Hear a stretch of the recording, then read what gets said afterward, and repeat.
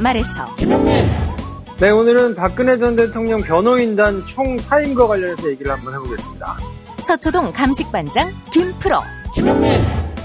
오늘은 적발된 비자금을 현금으로 찾아갔다는 이건희 삼성그룹 회장의 엽기적 행각을 전해드리겠습니다.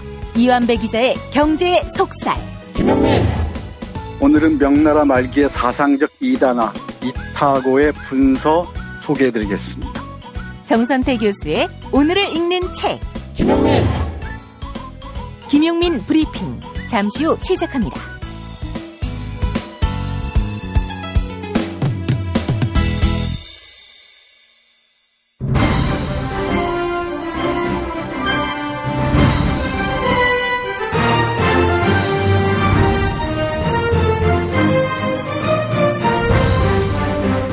김용민 브리핑.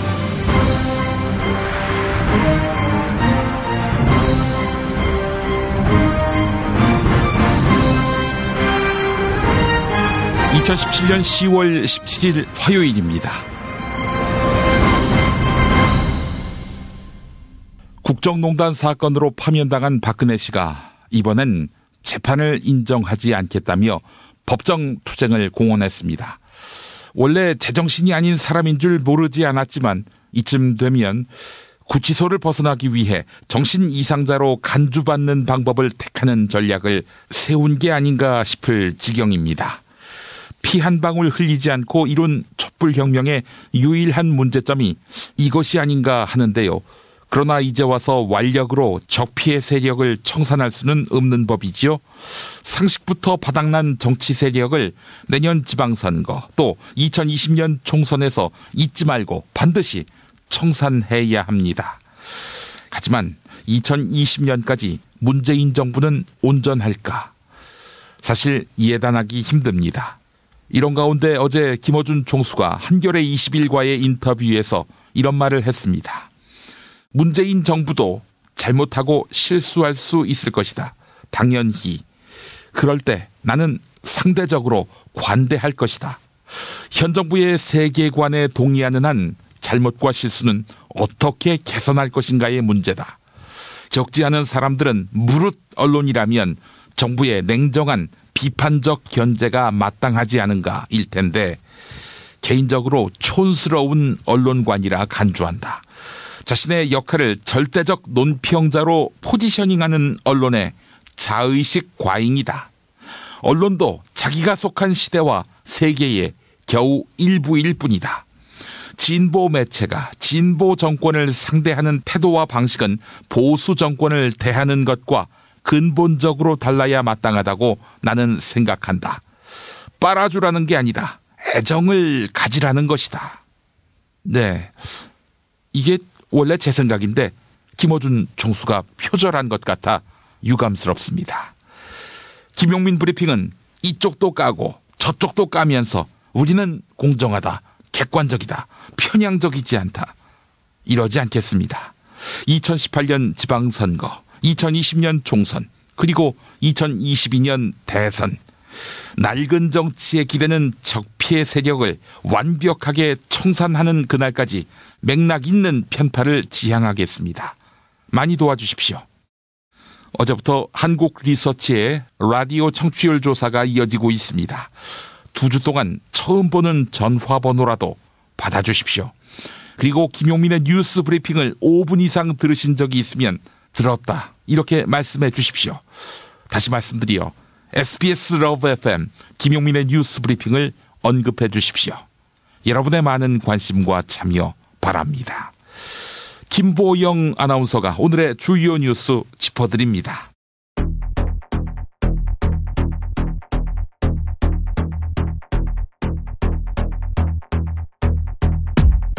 구속기간이 연장된 박근혜 전 대통령이 어제 재판 도중 심경을 밝혔습니다. 법치의 이름을 빌린 정치보복은 저에게서 마침표가 찍어지길 바란다. 이 발언을 두고 국회 법제사법위원회 국정감사에서는 논란이 일었습니다. 박상기 법무부 장관은 적절하지 않은 발언이었다, 이렇게 밝혔으며 더불어민주당은 삼권 분립을 부정하는 언사다, 이렇게 비판했습니다. 한편 이른바 친박 돌격대 자유한국당 김진태 의원은 박근혜를 두둔하고 나섰습니다. 그 정도 말도 못합니까? 예? 그렇게 6개월을 가지고 그렇게 하다가도 재판단 못 끝내고 또 편법으로 꼼수로 구속기간을 연장해놨는데 그럼 피고인이 그 정도 말도 못해요? 한편 유영하 변호사를 포함한 박근혜 변호인단 7명은 재판부에 사임계를 제출했습니다. 경찰은 박근혜 전 대통령 오촌 살인 사건을 수사하고 있는데요. 이 사건을 2012년부터 보도해온 시사인 주진우 기자가 경찰의 참고인 신분으로 소환 조사를 받았습니다. 주진우 기자는 박근혜의 오촌인 박용철 씨가 살해되는 현장에 제3자, 즉 목격자가 있다, 이렇게 단언했습니다. 이어서 제3자가 있었다는 자료와 증거는 많았다. 하지만 경찰은 수사도 하지 못할 만큼 큰 압력이 밀고 들어와 사건을 덮었다, 이렇게 강조했습니다. 자유한국당 정치보복대책특위가 고 노무현 전 대통령 일가를 뇌물수수 혐의로 고발했죠. 검찰은 이 사건에 대해 부장검사 주임검사제를 적용해 수사하기로 했습니다. 부장검사 주임검사제는 경험이 풍부한 부장검사가 주임검사를 맡아 수사력을 높이는 제도입니다. 한편 자유한국당 측은 참여정부 시절 제기된 바다 이야기 의혹에 대해서도 법적 준비를 하고 있는 것으로 알려졌습니다. 가수 고 김광석 씨의 부인 서혜순 씨는 딸 서연 양을 유기치사했다는 혐의로 고발됐는데요. 서혜순 씨가 추가로 경찰 조사를 받았습니다. 경찰은 서혜순 씨를 비공개로 소환해 조사했는데요. 경찰은 추가 증거 확보에 주력하는 것으로 알려졌습니다. 한편 경찰은 서혜순 씨를 고발한 김광석 씨의 친형과 고발로스 이상호 기자도 이번 주 소환할 예정입니다.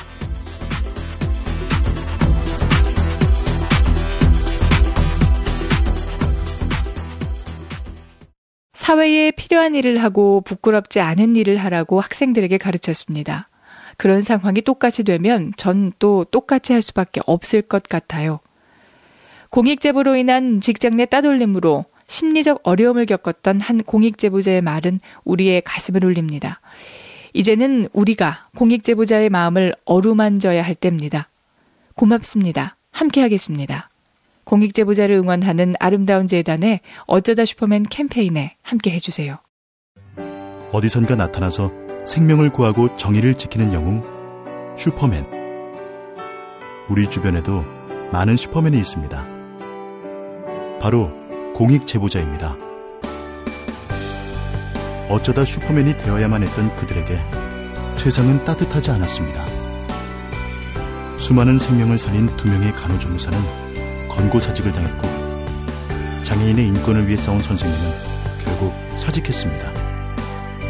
어려움을 감내하고 있는 슈퍼맨들에게 이제 우리가 감사를 전해야 할 때입니다. 시민사회 지지 캠페인 어쩌다 슈퍼맨에 함께해주세요.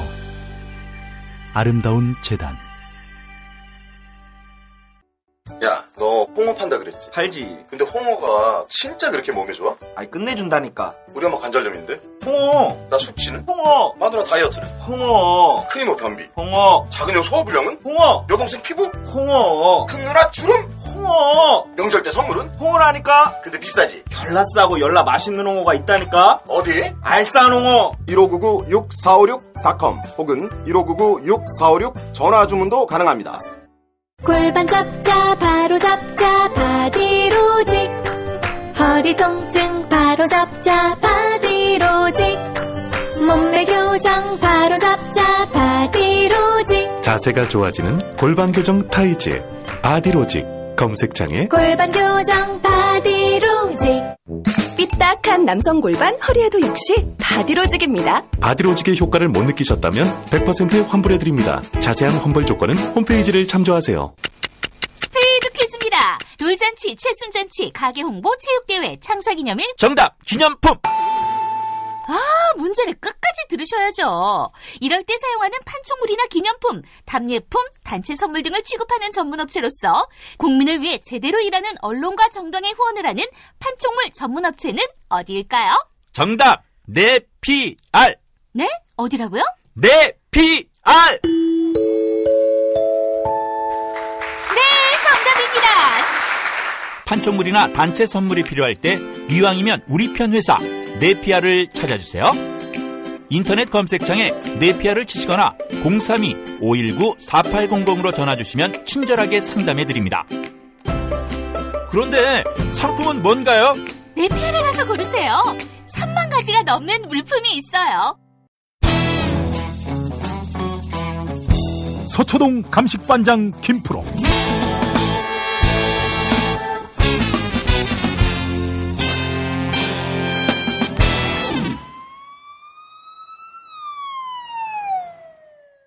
김프로 나와 있죠? 네, 안녕하세요. 김프로입니다. 네. 막 가자는 거지요? 그러니까요. 이게 저한테 배웠는지 자꾸 건든다고 그래. 한 명도 아니고 이거 뭐 싸그리 다 건든다 그러니까 이거 국선 변호인이 이제 재판을 맡아가지고 진행을 하게 생겼는데 아무튼 좀 골치 아프게 됐습니다. 예. 그 뭐 고단수 같진 않아요? 아이, 그럼요. 이걸 뭐 고단수라고 보기는 좀 어렵고요. 이건 뭐 애들이 이제 마트에 가가지고 장난감을 안 사주면 보통 들어 눕죠. 네. 들어 누워서 등으로 이제 보통 마트 바닥을 청소하거든요. 약간 이제 그런 전법이라고 보시면 될 것 같아요. 혹시 그 변호인단이 잘린 건 아닐까요? 잘렸다고 보기보다는 조직적으로 움직이는 모양새를 봐서는 나름대로 이제 계산을 한 것 같은데, 제가 궁금한 거는 이거를 누가 주도적으로 그림을 그렸을까가 조금 궁금하기는 한데, 예. 그거는 현직에서 이제 발로 뛰시는 기자님들이 이제 찾아주시겠죠. 근데 오늘은 저는 사실 그게 제일 궁금하더라고요. 아, 이걸 누가 먼저 제안했을까? 그래서 여당에서도 뭐 이거 관련해서 논평을 내고 막 이렇게 하는 거 보니까, 그리고 종편에서 하루 종일 다루면서 뭐 여당 사람들 관련돼서 이렇게 전화 연결해서 얘기하고 이런 걸 들어보니까 이게 뭐 갑자기 쏟아져 나온 거라고 보기엔 좀 어려운 것 같고, 글도 다 미리 사전에 써주고 우리가 이렇게 할 거니까 이거에 대해서 대응을 좀 합시다라고 다 논의가 된 것 같아요. 예.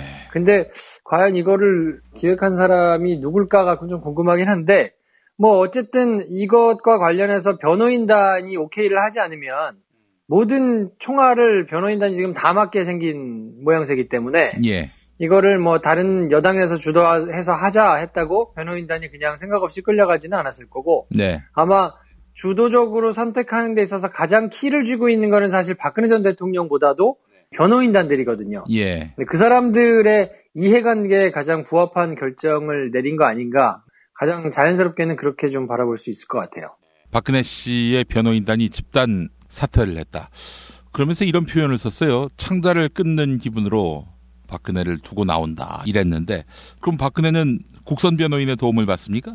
지금대로라면 그렇게 해야죠. 이게 이제 단순히 쇼잉이어서 재판부에서도 이런 식으로 하면 어떻게 하느냐, 시간을 줄 테니까 다시 한번 뭐 판단을 해라라고 이제 얘기를 했는데, 필요적 변호 사건이라고 해가지고 중형이 예상되는 범죄는 변호인이 없이 재판을 치를 수가 없게 돼 있거든요. 반드시 재판에 변호사가 동석을 해서 조력을 좀 받아야 되는 그런 재판이에요. 예. 그렇기 때문에 국선 변호인을 이제 선임을 해야 되는 상황인 거죠. 만약에 정말로 이 사람들이 할 생각이 없어가지고 다 사임을 했다 그러면, 예. 그러면 재판을 하는 입장에서도 지금 재판 기록만 10만 쪽이 넘는단 말이에요. 예. 그리고 국선 변호인이 이거를 아무런 무방비 상태에서 이걸 맡아가지고 한다 그러면 적어도 사안이 어떻게 되는지, 뭐가 내용이 어떻게 되는지는 살펴보고 나서 재판을 진행해야 되니까, 그거와 관련된 시간을 주기도 할 테고, 재판 진행을 하는 동안에도 원활하게 재판이 진행되지는 않을 거란 말이에요. 왜냐하면 지금까지 그래도 6개월 이상 재판이 진행돼 왔는데, 예. 맥을 전혀 꿰고 있지 못하면 거기에 출입해서 매일매일 받아 적으면서 이 방청하고 있는 뭐 기자들이라든지 방청객이라든지 이런 사람들보다도 이슈나 재판의 쟁점을 못 따라갈 텐데, 예. 그러면 그거를 따라갈 때까지 이제 물리적으로 시간이 좀 걸릴 테니까 1심 재판이 연내에 끝나는 게 조금 어려울 것 같아요. 예. 자, 그렇다면은 또 재판이 장기화되는 건데, 이게 박근혜한테 도움이 되는 겁니까? 박근혜 전 대통령한테는 큰 도움이 될 것 같지는 않고요. 제가 이제 입장을 바꿔서 한번 생각을 해보려고 노력을 했더니 박근혜 변호인단한테는 굉장히 도움이 될 것 같아요. 그게 무슨 얘기예요? 왜냐면 일종의 출구 전략이라고 보이더라고요. 저는 이거를 보는데 명분은 그렇게 쌓겠죠. 이게 재판이 너무 원사이드하게 불공정하게 가니까 충격파를 좀 던질 필요가 있다. 그리고 이제 국민들도 별로 관심이 없고 뭐라고 나오든지 간에 재판 내용에 대해서는 크게 이슈가 잘 안 되기 시작했으니까 지금 정도 우리가 총사임하겠다라고 카드를 던져가지고, 이게 어떻게 되길래 사람들이 저렇게까지 억울하다고 얘기를 하고, 또 박근혜 대통령이 또 이례적으로 뭐 한 6개월 동안 그냥 침묵하고 있다가 오늘은 또 직접 얘기도 했단 말이에요. 그러니까 우리 박근혜 대통령이 얘기도 하고 변호인단이 저렇게 사임도 하고 야 이게 좀 뭐가 있는 거 아니냐라고 전 국민적으로 분위기도 한번 좀 환기를 시키고 주목도 끌고 그래서 여당에서 지원 사격을 좀 해주면 뭔가 반등의 계기가 좀 되지 않겠느냐. 그리고 국감 시즌하고 맞물려서 지금 무능한 정부에서 지금 너무 이렇게 일방적으로 나가는 뭐 이런 거에 대해서 한번 경종을 울리면 어떻겠느냐라고 제안을 했을 텐데 예. 이거는 사실 그냥 허울 좋은 핑계고 변호인단은 사실 나름대로 그런 액션을 하는 것이 변호인단 자체한테 굉장히 큰 위험 부담을 안고 있는 거라 그러면 절대 받아들이지 않았을 거예요. 그런 사람들이 아니거든요. 근데 요거를 덥석 이렇게 받아가지고 본인들이 사임했다는 얘기는 그리고 뭐 꼼수라고 지적하는 거에 대해서는 변호인단이 다 책임을 안고 가겠다라고 하는데 꼼수라고 지적할 거라는 것도 알았다는 거거든요. 그러면. 예. 근데 그렇게 지적을 받더라도 그냥 남아가지고 중형을 선고받는 것보다는 훨씬 이게 낫다는 판단을 했던 것 같아요. 왜냐면 중형 선고가 불가피하게 지금 계속 가고 있단 말이죠. 여러 가지로. 뭐 구속 만기 기간이 왔는데도 구속 기간이 연장이 되고 그리고 뭔가 이렇게 여러 가지로 돌아가는 것들이 자기들한테 이제 유리할 것이 없다고 판단이 되니까 그러면 만약에 박근혜 대통령이 뭐 12년, 15년형 막 이렇게 받았다고 치면 그러면 본인들은 굉장히 무능한 전략을 쓴 변호인단이 되잖아요. 예. 그러면 그 다음번에 정치적으로나 아니면 현실적으로나 다음 재판을 수주하는 데 있어서도 계속 그것이 파면된 전직 대통령의 변호를 맡았다가 중형을 받은 굉장히 무능한 그리고 재판 전략도 중간중간 말도 안 되게 계속 해왔던 것이 많으니까 이런 거에 대해서 끝까지 꼬리표가 돼가지고 남을 텐데 유리할 게 없을 것이고 정치적으로도 대통령을 지켰다거나 뭐 이러지 못했다는 것 때문에 대통령의 편에는 있었지만 결과적으로는 쟤네 뭐 무능한 거 아니야 이런 판단을 받게 되면 특히나 유영하 변호사 같은 경우에는 정치에 대해서 나름의 야망이 있어가지고 여러 차례 문을 두드렸던 분이잖아요. 예. 그러니까 이후에도 뭔가 친박으로 대표되는 그 정치 세력 집단의 힘을 빌어가지고 나중 일을 좀 도모하려고 생각을 할 텐데 그렇게 보더라도 정치적으로도 별로 그렇게 좋은 전략은 아니기 때문에 지금 상황에서 뭔가 크게 환기를 하고 세간의 주목을 받게 한 다음에 내가 이렇게까지 해가지고 변호인단으로서 맹비난을 받을 각오까지 하고 이걸 나왔다. 근데 저거 봐라. 저렇게 중형이 나오는 거 보면 계속했어도 국선이니까 그 뒤에 뭔가 이렇게 잘 재판 전략을 짤 수는 없었을 것이고 예. 이거 정말 부당하다라고 외치는 것이 그냥 자기들이 끝까지 있어가지고 중형이 선고되는 것보다는 예. 훨씬 낫다고 판단을 한 것 같고 그래서 아마 뭐 이런 기획을 누군가가 했다 그러면 그거를 기꺼이 받아들인 것이 아닌가. 그리고 그거는 뭐 유영하 변호사뿐만 아니라 다른 변호인들 모두에게도 동일하게 적용이 되는 거 아닌가 싶은 생각이 조금 들더라고요. 정말 최악의 피고를 만나서 재판부가 정말 고생합니다. 예, 만만하면 박근혜가 아니죠, 사실. 그럼요. 그리고 이거는 사실 거꾸로 생각을 해보시면 이해하기가 쉬워요. 예전에 영화 변호인에서도 나왔는데 노무현 전 대통령도 그랬고 뭐 문재인 대통령도 그랬고 뭔가 시국 사건에 대해서 억울한 사람들에 대해서 변호를 할 때 그때 당시에는 뭐 재판부가 지금보다 훨씬 더 불공정했단 말이죠. 예, 예. 그거에 대해서 지금 이제 법원이 사과를 하기도 하고 재판을 했던 사람들이 개별적으로 사과를 하기도 하고 하는 것들이 지금 있는데 예. 그때 당시에는 얼마나 시대가 엄혹했습니까? 그래서 이거는 정말 피고인들한테 말도 안 되게 재판이 진행이 된다라고 하면 보통 어떤 식으로 반응이 되냐면 그때 당시 영화를 보신 분들은 마지막 장면 기억하실 텐데 예. 변호사들이 대거 오잖아요. 그래서 많이 사람들이 붙어가지고 나도 이 사람의 변호사다. 나도 이 사람의 변호사다. 라고 해가지고 보통 힘을 합치거든요. 그런 방식으로 변호인들이 굉장히 많이 붙어가지고 이 사건이 정말 위중한데 재판부가 공정하게 가지 않고 있으니까 이거에 대해서 내가 힘을 보태서 뭔가 공정하게 한번 만들어 보겠다. 그러니까 여론의 집중을 받고 분위기를 좀 환기시키려고 한다면 그런 전략을 써야 되는 거예요. 재판부가 불공정하게 가고 있다고 한다면. 그건 역사적으로도 검증된 거고 그래야 사실 맞죠. 왜냐하면 피고인은 불공정한 재판을 받고 있는 피해자인 거잖아요. 예. 그러면 그 사람을 도와야 되는 변호인들이면 더 세를 모아가지고, 그리고 그런 명분이 명확하다면 양심적으로 나서가지고 이거는 바로 잡아야 된다 하는 사람들이 많을 테니까 예. 그 사람들이 모여가지고 법정에 들어가기 자리가 모자라게 막 꽉 차가지고 아니 변호를 이렇게 하면 안 된다라고 모여들어서 만약에 주장을 하고 그거에 대해서 여당이 재판이 불공정하게 가니까 변호인들이 이렇게 자발적으로 하겠다는 사람들이 많이 오지 않느냐라고 얘기를 하면 지금 얘기하는 게 맞을 거예요. 근데 논리는 지금 그렇게 내세우고 있으면서 행동은 정반대로 하거든요. 아니 불공정한 재판부에서 재판을 받고 있는 피고인을 내버려 두고 나온다는 거 아니에요. 예. 그럼 그 사람 어떻게 죽으란 얘기인 거잖아요. 그렇게 해서 피해를 누가 보겠습니까? 만약에 불공정하다고 하면 부장판사가 피해를 보겠습니까? 뭐 배석판사가 피해를 보겠습니까? 검찰이 피해를 보겠습니까? 자기가 변호하던 피고인이 피해를 본단 말이에요. 예. 근데 그거를 자기네가 욕은 내가 먹을게요 하고 그냥 나와가지고 10만 쪽이나 되는 기록 국선 변호사가 보든지 말든지 그러면 네가 알아서 하라고 하고 뛰쳐나오는 것이 이게 뭔가 불공정해서 나온다고 하는 거는 그냥 정말 핑계예요, 핑계. 재밌습니다. 예. 자, 김프로, 이제 박근혜 씨 재판이 또 늘어지게 될 가능성도 있고요.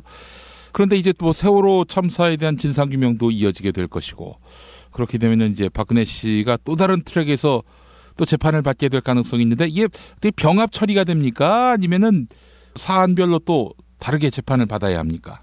아마 이제 뭐 케이스 바이 케이스로 진행이 되는데, 재판이 얼마나 진행이 됐는지에 따라서 이제 좀 다를 거거든요.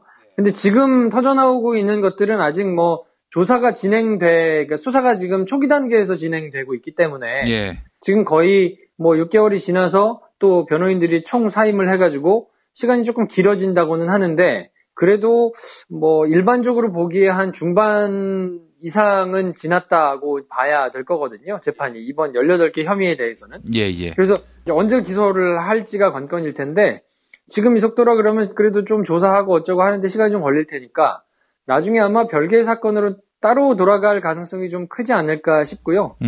이게 지금 사건에서 또 병합이 돼가지고 또 1심 선고 기간이 길어지고 하는 거는 제가 보기에는 현실성은 조금 떨어져 보입니다. 예. 알겠습니다. 자, 김프로 오늘 이야기 잘 들었고요. 노무현 전 대통령 640만 달러인가요? 고발을 했단 말이에요. 자유한국당이. 이게 수사 재개가 될 수 있습니까? 어떻게 되나요? 그때도 말씀드렸는데 이게 공소권 없음 처리가 됐거든요. 예. 그러니까 수사의 당사자, 포괄적 뇌물죄를 적용해가지고 수사가 진행이 됐었으니까 예. 뇌물을 받았느냐 말았느냐를 놓고 수사가 진행되는 도중에 이제 노무현 대통령이 돌아가셨기 때문에 예. 그 당사자가 사망한 사건이어서 공소를 제기할 그러니까 이 사람을 처벌해 주세요라고 얘기할 대상자가 없어진 거라서 그냥 공소권 없음 처리를 하고 그거에 대해서는 더 수사를 진행을 하지 않았단 말이에요. 근데 이론적으로는 다른 가족들이 돈을 받았다라고 하는 것을 이제 알았느냐 몰랐느냐 막 이런 걸로 이제 조사를 받았던 거라서 예. 노무현 전 대통령이 돌아가셨더라도 주변에서 돈을 받았던 뭐 가족들이 남아 있다고 한다면 그 사람들은 이제 공범이 되는 거니까 이론적으로 보면 그건 불가능하지는 않아요. 근데 예. 검찰에서 이론적으로 가능하다고 모든 것을 다 처리하는 것은 아니거든요. 예. 이것이 진행이 됐을 때 법적으로 실익이 있느냐 여부도 따져봐야 되고 그리고 수사가 정말로 진행이 돼가지고 이거를 확실하게 기소를 할 수 있느냐 여부도 따져봐야 되고 근데 이미 시간도 오래 지난 데다가 전직 대통령에 대한 수사로 뭔가 굉장히 불행한 사건이 있었고 그거와 관련해가지고도 정무적으로 정권에서 의도를 가지고 진행했던 수사라는 것이 지금 거의 드러나고 있는 상황이기 때문에 예. 이런 상황에서 검찰이 그런 부담감을 안고 그러니까 지난 정부 같으면 어거지로 막 수사를 했을 수도 있을 텐데 지금 상황에서는 검찰이 이론적으로 가능하다고 해가지고 그거를 자유한국당의 저거에 맞게 진행을 할 수 있을 것이냐 저는 부정적으로 봅니다. 그리고 검찰 내부에서도 사건에 직접 관련되어 있지 않은 사람들 다른 검사들이 보기에 저건 뭐 수사로 진행되기는 사실상 좀 어렵지 않겠나. 근데 저쪽에서는 이제 수사의 진행이 안 되면 예. 검찰이 정권 눈치를 본다고 공격을 할 수 있을 것이고 수사가 진행이 되면 뭐 수사가 진행이 됐다고 또 호들갑을 떨 수 있을 것이고 예. 수사가 진행이 만약에 됐다 하더라도 돼가지고 결과가 잘 안 나오면 그러면 또 정권 눈치를 봤다고 할 수 있을 것이고 이게 수사가 진행이 돼가지고 뭐 하다못해 누구라도 처벌을 받게 되면 그러면 결국 또 뇌물죄가 드러났다고 뭐 난리를 필 테니까 네 가지 경우 모두 다 자기들한테는 뭐 꽃놀이패라고 생각을 했을 거예요. 예. 그래서 이걸 가지고 우리가 이제 뭐 고발을 하고 액션을 해가지고 막 쇼잉을 해서 이슈를 키우면 뭔가 우리한테 물타기도 되고 흠집도 낼 수 있고 뭐 이럴 것이다라고 전략적으로 판단을 한 것으로 보이는데 네. 중요한 건 이거를 받아들이는 언론, 이거를 받아들이는 민심이 어떻게 반응할 것인가에 달려 있겠죠. 근데 제가 보기에는 지금까지 이렇게 틈만 나면, 그러니까 뭐 빨갱이 들춰내듯이 네. 북한 사람들 들춰내가지고 뭐 호들갑 떨듯이 틈만 나면 하여튼 뭐 노무현 전 대통령과 관련해가지고 끄집어내가지고 했는데 결국 뭐 한 10년 동안 그 난리를 부리다가 대통령도 탄핵되고 뭐 이 지경까지 온 거잖아요. 국민들이 이제는 좀 그거에 크게 반응하거나 예전처럼 그게 막 여론으로 돌아가가지고 그냥 막 뭔가가 있는 것처럼 그렇게 호들갑을 떨고 그러기가 사실은 쉽지 않은 분위기라고 보고 그냥 혼자 그렇게 주장하다가 별로 힘을 못 얻고 그냥 머쓱하게 끝나지 않을까 하는 게 제 개인적인 생각입니다. 640만 달러의 진실은 뭡니까? 진짜로 뭐 부당한 돈을 지금 갖고 있다. 자유한국당은 그렇게 주장하는데 사실인가요? 그거를 알면 제가 김용민 브리핑에 출연을 안 했겠죠. JTBC 나가지 않았을까요? 그러나 이제 문재인 대통령은 확실하게 허위 사실이다라고 못을 박았잖아요. 그러니까 저쪽에서는 그냥 단순히 흠집내기 용이고 그거와 관련해가지고 무슨 물증이 있거나 그거와 관련해서 뭐 의혹을 제기할 만한 충분한 것이 있어서 제기한다기보다는 예. 아까 말씀드린 대로 아무리 주판화를 튀겨봐도 자기들이 뭐 손해볼 거는 별로 없다 생각되니까 그냥 마구 질러대는 거라고 보이거든요. 그러니까 이런 경우에는 대꾸를 안 해야 돼요. 예. 이걸 계속 대꾸하고 받아서 막 크게 키워가지고 하루 종일 방송하면서 막 인터뷰하고 그래서 그것이 또 저녁 뉴스에 또 다뤄지고 그 다음 신문에 나오고 막 이런 식으로 자기들이 이제 이슈를 만들어가지고 생산했던 경험들이 있기 때문에 이번에도 어떻게 하면 될 것이다라고 생각을 할 텐데 세상이 많이 바뀌었거든요. 그래서 지금은 이제 매체도 너무 다양해졌고 사람들이 뉴스를 소비하고 여론이 만들어지는 메커니즘도 옛날하고는 많이 달라졌기 때문에 예. 뭐 얼마 전에 보니까 조선일보에서 네이버 실시간 검색어인가요? 그거 올라간 거 관련해가지고 막 까면서 뭐 누군가 어떤 세력이 여론을 조작한 것처럼 막 얘기를 했던데 예. 그냥 옛날 향수에 빠져가지고 섭섭하고 뭔가 부럽고 하니까 그렇게 얘기하는 거 아닌가 싶고요. 크게 그냥 반응 안 하는 게 상책이 아닌가 싶습니다. 예. 하여간 이 나쁜 야당 때문에 진도가 안 나갑니다. 우리 김프로 JTBC가 로망이군요. 아니요, 그렇진 않고요. 아까 제가 이 드립을 날렸는데 반응을 안 해주셔가지고 썰렁한 유머가 됐네요. 너무 터무니없는 유머라서 맞받아칠 가치를 못 느꼈어요. 아, 저는 기자 안 하겠다고 뛰어나서 영화 만들고 있는데 무슨 자꾸 언론사를 엮고 그러십니까? 김프로. 전 지금 너무 좋아요. 월급 떨어진 거 말고는 다 좋아. 국민TV 좀 도와줘. 국민TV 좀. 우리 조합원들이 너무 좋아해. 김프로 여기 저 국민TV 와서 함께하면은 동상 세워줄걸? 아, 동상 괜찮다. 예. 그래요, 알겠습니다. 자, 김프로 수고하셨고 내일 뵙겠습니다. 네, 내일 뵙겠습니다.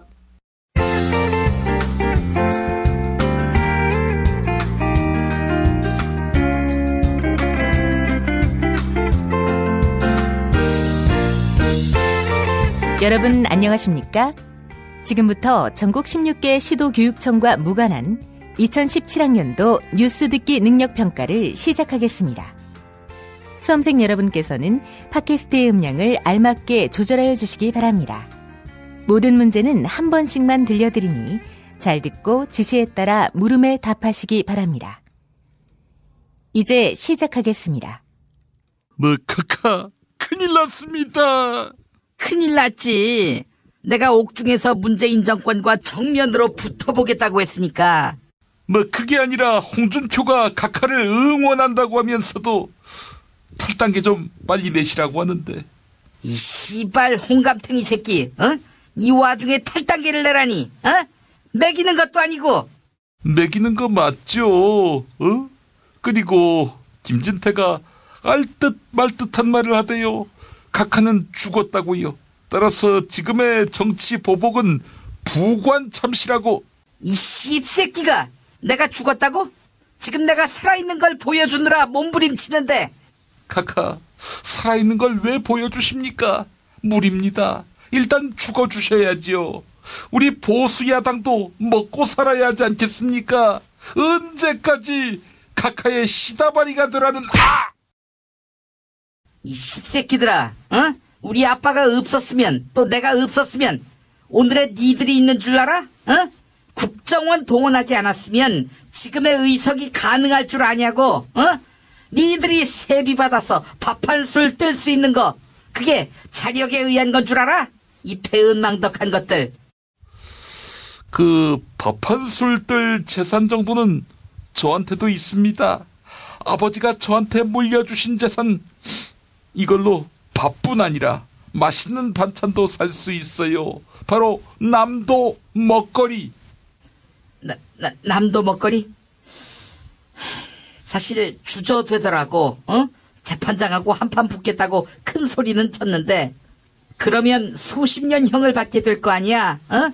그렇게 해서 수십 년 살다 나오면 남도 먹거리를 그때 가서야 먹을 수 있는, 아니지, 수십 년 후면은 내가 죽어서 나올 수도 있는 거 아니야. 어? 이 지구상에서 더는 남도 먹거리 음식을 못 먹는 거 아니냐고. 머카카 어쩌시죠? 남도 먹거리, 우리 쌀 100% 현미 쌀국수, 이게요 밀가루, 방부제, 첨가물이 없는 산무의 최고의 쌀국수, 다시팩을 2개나 제공한다고 합니다. 게다가 갓김치, 구운 맛돌김, 감자반볶음, 연곡 배추 우거지, 그리고 깍두기. 그만해. 지금 침샘에서 홍수가 나잖아. 전남 담양에 있는 남도 먹거리 1544-1669 1544-1669 여기다 연락하면 되지? 검색창에서 남도 먹거리 입력하고. 그렇기에 이제는 이실직고하고 용서 구하시는 편이 낫지 않겠습니까? 재판장이 아무리 완고해도 국민이 용서하면 감옥에서 일찍 나오시는 거 못할 일도 아닙니다. 야, 내가 용서를 구하면 재산 몰수될 거 아니야? 이 새끼 너무 나이브해. 그 부당한 재산 내놓으면 좀 어떻습니까? 막말로 카카가 무일푼이 되더라도 어디 가서 강연해서 수입 챙기면 돈 금방 모읍니다. 물려줄 자식도 없는데 뭐 그렇게 재산에 집착을 하시나? 야, 내가 자식이 있는지 없는지 네가 어떻게 알아? 그러면은 있다는 말씀. 내 재산에 눈독 들이지 말라고. 야, 열심히 삥 뜯은 것도 노동의 대가 아니겠어? 뭐 알턱이 있나, 금수저가. 금수저? 누가 누구한테? 문제 드리겠습니다. 도널드 트럼프 미국 대통령이 다음 달 7일 서울에서 문재인 대통령과 정상회담을 한다고 하지요. 미국은 사실 공식 명칭이 아닙니다. 우리 정부가 정식으로 부르는 미국의 이름은 무엇일까? 이게 오늘의 문제입니다. 카카, 아십니까? 알지. 1번 미합중국, 2번 천조국, 3번 아메리카 연방공화국, 4번 미제국, 5번 아름다운 나라.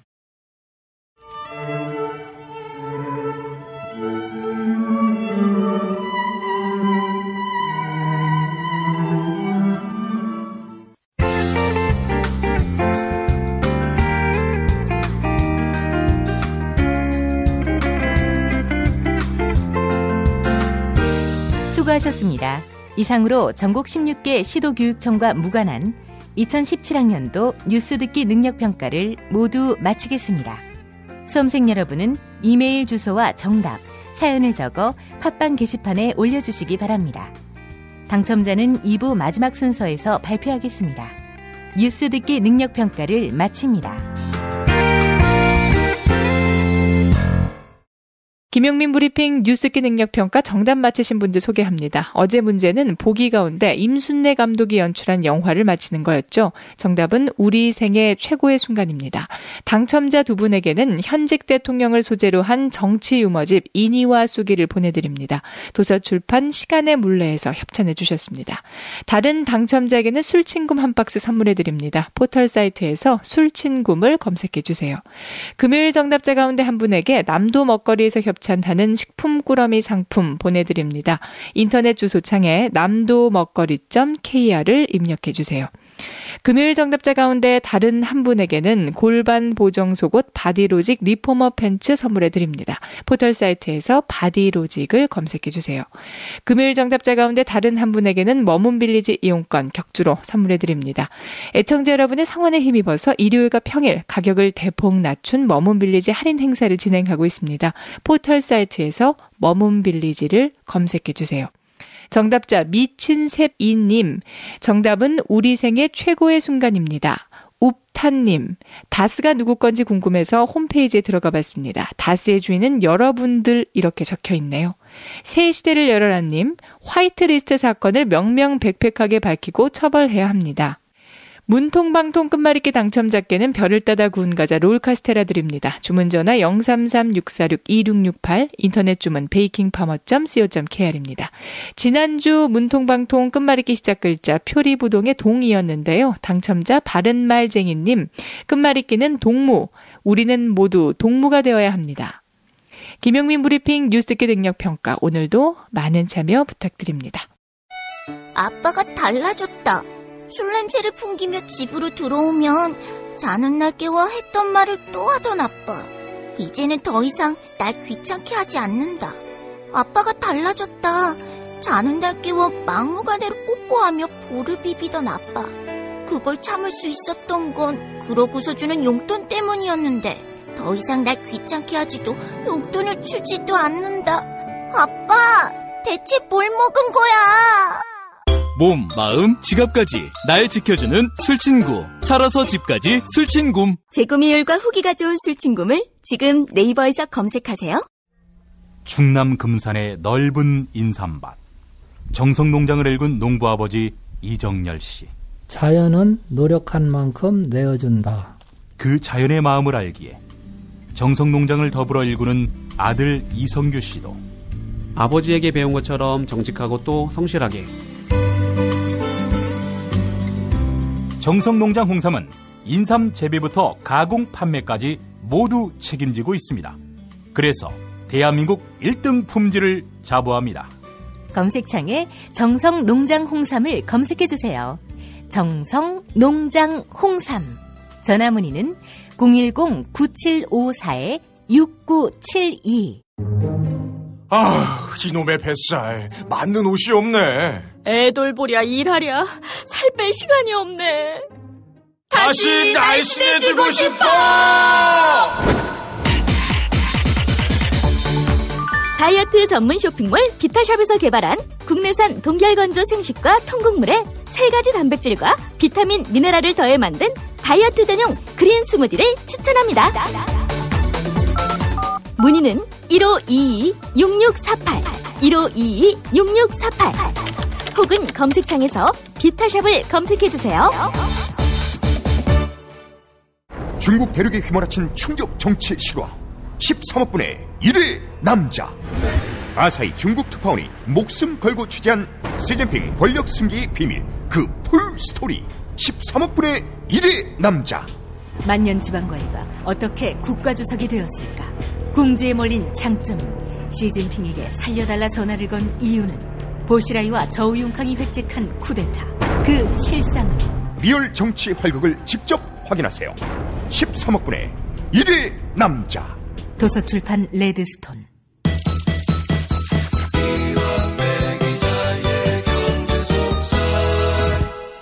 민중의 소리 이완배 기자 만나겠습니다. 이완배 기자님. 네, 안녕하십니까. 예. 우리 이완배 기자님 하면은 아주 삼성 전문가고요. 예. 어제 그 한겨레 일면 보면서 이거 우리 이완배 기자님은 어떻게 이 기사를 보았을까 하는 생각을 했습니다. 이건희 삼성그룹 회장이 비자금을 현금으로 전액 인출해 가면서 세금을 한 푼도 안 냈어요? 그렇죠. 세금도 안 냈고 벌금도 내야 되는데 벌금도 안 냈고요. 예. 그래서 제가 이 뉴스를 보면서 실로 이 자들은 도저히 인간 취급을 할 수 없는 자들이구나 하는 생각이 또 한 번 들었어요. 근데 늘 제가 그렇게 생각해 왔지만 어떤 분들은 제보고 표현이 좀 과하다고 이야기를 하시는 분들도 있는데 저는 그렇게 생각하지 않습니다. 이것들은 인간이라고 부를 수 없습니다. 염치도 모르고요. 진짜 돈에 눈이 뒤집힌 돈벌레 버러지들 같은 느낌이 듭니다. 한겨레 보도에 나온 저희 브리핑에서도 소개가 됐지만 4조 4천억 원대의 비자금을 싹 빼갔다는 소식이요. 상세히 말씀을 드릴 텐데요.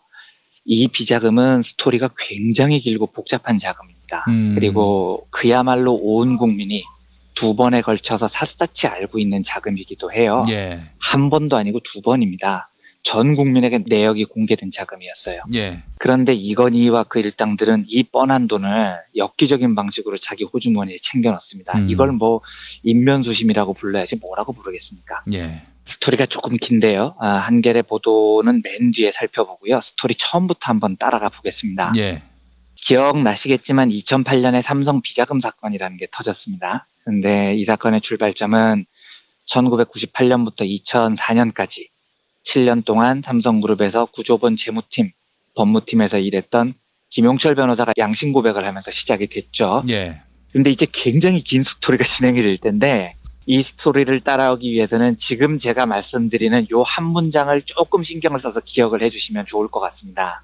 김용철 변호사의 폭로 요지는요. 삼성이 삼성물산 같은 계열사를 동원을 해서 분식회계를 해가지고 비자금을 조성했고요. 그 비자금을 김용철 변호사 자신을 비롯해서 삼성 전 현직 임직원의 차명 계좌로 관리했다는 겁니다. 예. 그러니까 이 말은 지금부터 말씀드릴 이 4조 4천억 원의 비자금이라는 건 이상한 데서 뚝 떨어진 돈이 아니고요. 계열사를 동원해서 횡령을 했다는 겁니다. 이게 폭로 내용이에요. 다시 한번 말씀드리겠습니다. 이건 횡령이라는 겁니다. 제가 굉장히 당연해 보이는 이 얘기를 왜 힘줘서 여러 번 강조하냐면 나중에 설명드릴 텐데 이 돈의 원출처를 가지고 굉장히 많은 다툼이 벌어집니다. 그래서 결국은 김용철 변호사의 폭로가 완전히 특검팀에 의해서 묵살이 돼요. 실제로 이 사건이 사회 문제가 되면서 특별검사팀이 꾸려졌죠. 이 특별검사 이름이 조준웅이라는 사람입니다. 그런데 제가 경제 문제를 가지고 기억을 하기로 한국 역대 특별검사 중에 진짜 최악의 결론을 도출했던 검사였습니다. 봐주기도 이런 봐주기가 없었어요. 발표를 하는데 제가 뚜껑이 열려서 막 이가 다글다글 갈렸습니다. 그때는 우리 이완배 기자님이 어디 계셨습니까? 심지어 기자도 아니었어요. 제가 네이버 사무실에 앉아서 제가 이를 다글다글 갈았었죠. 예. 제가 오죽하면은 그때 기자 생활도 안 하면서 사실 뭐 그런 삶을 다 포기하고 살았었는데도 이가 다글다글 갈렸을 정도니까 예. 경제개혁연대나 참여연대나 경실련이나 이 일을 가지고 싸웠었던 시민운동가들이 얼마나 뚜껑이 열렸겠습니까? 예. 그런데 이 조준웅 특검팀이 밝혀낸 사실이 뭐였냐면 실제로 이 4조 4천억 원이라는 엄청난 거금이 1000개에 가까운 계좌에 분산이 돼 있었다는 거예요. 그리고 이 1000개에 가까운 계좌 이름이 다 삼성그룹 전 현직 고위 임직원들의 이름으로 돼 있었습니다. 예. 그런데 이 사실이 밝혀지기 전까지 삼성그룹 측이 뭐라고 주장을 했냐면 그게 왜 비자금이냐. 그거 진짜 우리 전현직 고위 임직원들의 개인 재산이다. 이렇게 주장을 했었어요. 근데 제가 기자도 아닌데 그 소리를 듣는데 첫 느낌이 진짜 야부리를 이렇게 털면 진짜 곤란하다라는 거였습니다. 아니 왜냐하면 상식적으로 생각을 해보세요. 계좌가 1000개였지만 계좌 주인이 487명으로 밝혀졌어요. 그런데 돈이 4조 4천억 원입니다. 그러면 간단히 생각해도 한 명당 100억 원씩 가지고 있었다는 겁니다. 예. 삼성 전현직 고위 임직원 487명이 계좌에 평균 100억씩 넣고 있었다는 거예요. 그리고 그걸 다 자기 재산이라고 주장을 합니다. 근데 우리나라 부자들은요. 절대 계좌에 1000억씩 그것도 주식으로 안 가지고 다녀요. 대부분 다 부동산이나 이런 곳에 투자를 하죠. 그래서 진짜 전문적인 주식 투자자가 아닌 삼성 같은 회사 임원이 주식 계좌에 100억을 넣고 다닌다면 이 사람 재산은 최소 1000억이나 한 5000억쯤 되는 사람들이에요. 예. 그 정도 되는 사람이 주식 계좌에 한 100억씩 넣는 겁니다. 그러면 삼성 전현직 임직원 486명이 다 1000억대 갑부였다는 이야기잖아요. 예. 돈의 흐름을 조금이라도 아는 사람이면 개소리도 이런 개소리가 없는 거예요. 말도 안 되는 소리인 거죠. 네. 그런데 삼성이 이 개소리로 퉁을 치려고 넘어갑니다. 당연히 사실이 아니죠. 특검이 조사를 해봤더니 삼성 임직원 재산은 아닙니다. 전부 다 이건희 재산이었다는 거예요. 자, 이게 차명재산으로 밝혀지니까 금융실명제법을 첫 번째로 위반을 했습니다. 예. 그런데 금융실명제법 위반인 걸 떠나서 더 중요한 건요. 제가 아까 강조해서 말씀드렸지만 김용철 변호사는 이 돈의 출처를 삼성의 회사 돈이라고 이야기를 했어요. 횡령을 해서 이건희 재산으로 만들어줬다는 겁니다. 예. 이게 정말로 횡령이면 정말 죄가 중죄가 돼버립니다. 그래서 조준웅 검사팀이 이걸 밝혀내니까 삼성이 가서 전술을 바꿉니다. 어떻게 터냐면 이 돈이요 사실은 물론 전현직 임직원들의 재산은 아니고요. 이 돈은 사실 이병철 회장의 돈이었어요. 그런데 이걸 이건희 회장한테 상속한 겁니다. 이렇게 증언을 한 겁니다. 예. 그리고 조준웅 특검팀이 그걸 그냥 받아들여요. 그래서 이 돈은 회사 돈 횡령이 아니라 상속된 재산이다. 이렇게 인정을 해버립니다. 예. 그러니까 이제 김용철 변호사의 시각은 완전히 씹혀버린 거죠. 더 이상 횡령은 없는 거죠. 오로지 금융실명제 위반만 남아버린 겁니다. 자, 한 가지만 더 들어가 보겠습니다. 벌써 좀 지루하시죠? 그런데 아직 갈 길이 굉장히 멉니다. 벌써 지루하시면 안 됩니다. 예. 자, 특검의 말이 맞다고 치겠습니다. 그러면 이건희의 4조 5천억 원은 아버지 이병철로부터 물려받았다는 거예요. 네. 그러면 이 4조 5천억 원의 돈에 대해서 물려받은 돈의 상속세는 냈나요?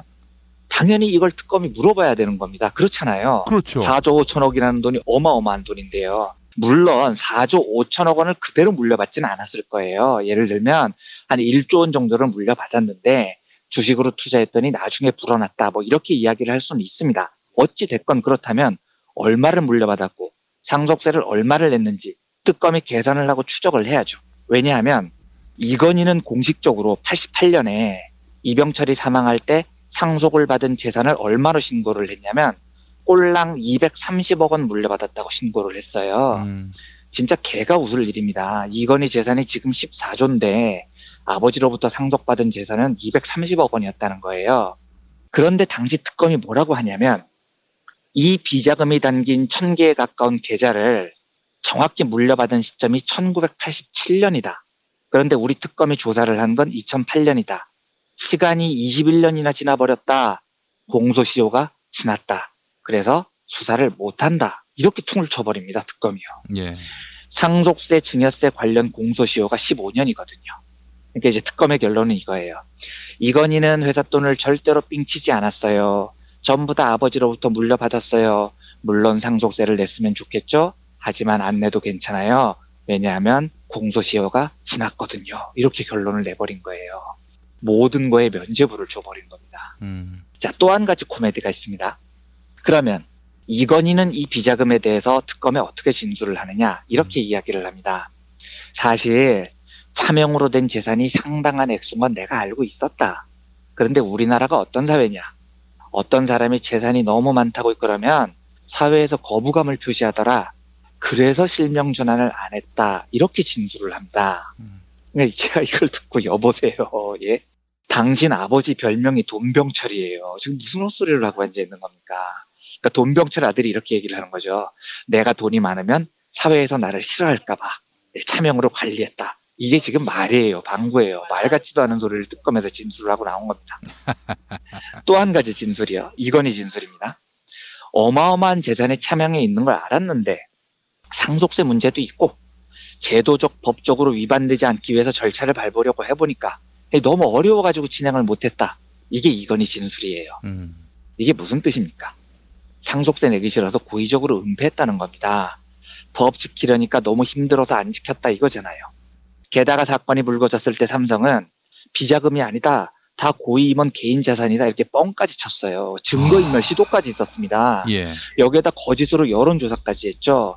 여기에 이건희 스스로가 상속세 회피하려고 차명으로 관리했다 자백까지 했어요. 그런데 특검은 이걸 더 이상 못 판 겁니다. 그래서 공소시효 만료 끝 이건희 무죄 이렇게 허무하게 결론을 내고 수사를 마무리를 지어요. 그러니까 제가 조준웅 특검이 역대 최악의 결과를 낳은 특검이라고 제가 이야기를 하는 겁니다. 예. 그런데 아직 스토리가 반도 안 왔습니다. 이제 더 이어집니다. 예. 자, 사태가 이까지 번지니까 삼성이 뻘쭘하죠. 처음에는 임직원 개인 재산이라고 뻥을 쳤다가 이건희 재산으로 밝혀지니까요. 그래서 삼성이 특검 조사가 발표된 이후에 공식적으로 어떻게 발표를 하느냐, 제가 그대로 읽어보겠습니다. 특검에서 조세포탈 문제가 된 차명 계좌는 과거 경영권 보호를 위해서 명의 신탁한 것으로 이번에 이건희 회장 실명으로 전환하게 됩니다.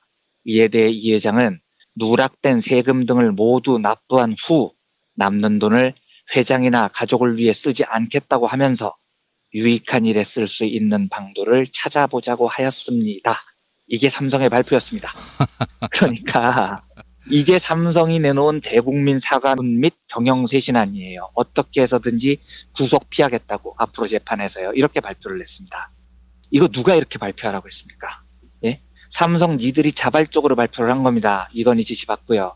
니들 입으로 뭐라고 그랬습니까? 차명계좌 죄송하다. 누락된 세금 납부하겠다. 그리고 남은 돈을 뭐라고요?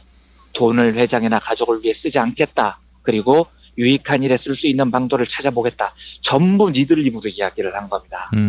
그런데 어제 한겨레 단독 보도로 돌아와 보죠. 이 차명계좌에 있는 돈을 이건희가 어떻게 했느냐. 기사를 읽어보겠습니다. 금융감독원이 국회 정무위원회 소속 박용진 의원에게 제출한 2008년 조준웅 특검 시 확인된 은행별 차명계좌 및 실명 전환 현황 자료를 보면 64개 은행계좌 가운데 하나만 실명 전환됐고 957개 증권계좌에선 실명 전환 실적이 전무한 것으로 확인됐다. 금감원 일반은행국 강선남 검사기획팀장은 은행계좌 가운데 실명 전환된 한 개는 차명계좌주 명의로 바뀐 것이고 이건희 회장 소유 계좌는 실명 전환하지 않고 모두 해지한 뒤 찾아갔다. 라고 밝혔다. 증권계좌 957개는 모두 전액 출금됐고 646개는 계좌가 폐쇄됐다. 나머지 311개는 유지되고 있지만 잔고가 없거나 나중에 입금된 고객 예탁금 이용료 등 소액이 남아있는 상태라고 금감원은 설명했다. 이 긴 이야기를 한마디로 요약하면 이건희가 4조 4천억 원을 싹 다 찾아갔다는 이야기입니다. 예. 자, 이제 물어봐야 됩니다. 그 4조 4천억 원은 어디다 썼습니까? 금융실명법 위반, 과징금, 미납, 양도소득세, 내야 될 세금, 산더미인데 그냥 입 싹 닫고 찾아갔다는 거예요. 제가 진짜 이 일당들이 철명피라고 생각이 드는 게요. 지들 입으로 회장이나 가족을 위해 쓰지 않겠다고 하면서 사회에 유익한 일에 쓸 수 있는 방도를 찾아보자고 한 돈이에요. 온 국민이 다 아는 돈입니다. 만약에 조준웅 특검팀 말이 맞다고 쳐도 상속세 한 푼 내지 않고 애비로부터 받아서 차명으로 관리한 돈입니다. 원래대로라면 금융실명제법 위반으로 50%를 과징금으로 물어야 돼요.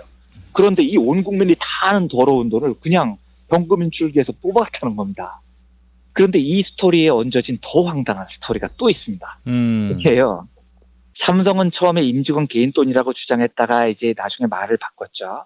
그래서 특검도 이 의견을 받아들였어요. 횡령이 아니다 이거죠. 그런데 상속재산이라고 특검이 면죄부를 주니까 어떤 문제가 생겼냐면요. 그 차명계좌 원주인이 이병철이었다는 거잖아요. 그걸 이건희한테 물려줬다는 거잖아요. 특검이 낸 결론이요. 그러니까 나머지 형제자매들이 발끈해버린 거예요. 아니, 아버지 비자금을 왜 이건희지가 혼자 꿀꺽하는 건데 라고 발끈해버린 겁니다. 예. 그래서 많은 분들이 아마 제목은 기억하실 텐데 이맹희 씨요. 그 이병철의 장남이자 CJ 이재현 회장의 아버지죠.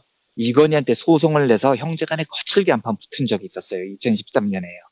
그래서 이건희가 자기 형한테 뭐 그 사람은 하고 거의 쌍욕을 퍼부으면서 디스를 했던 그 소송전입니다.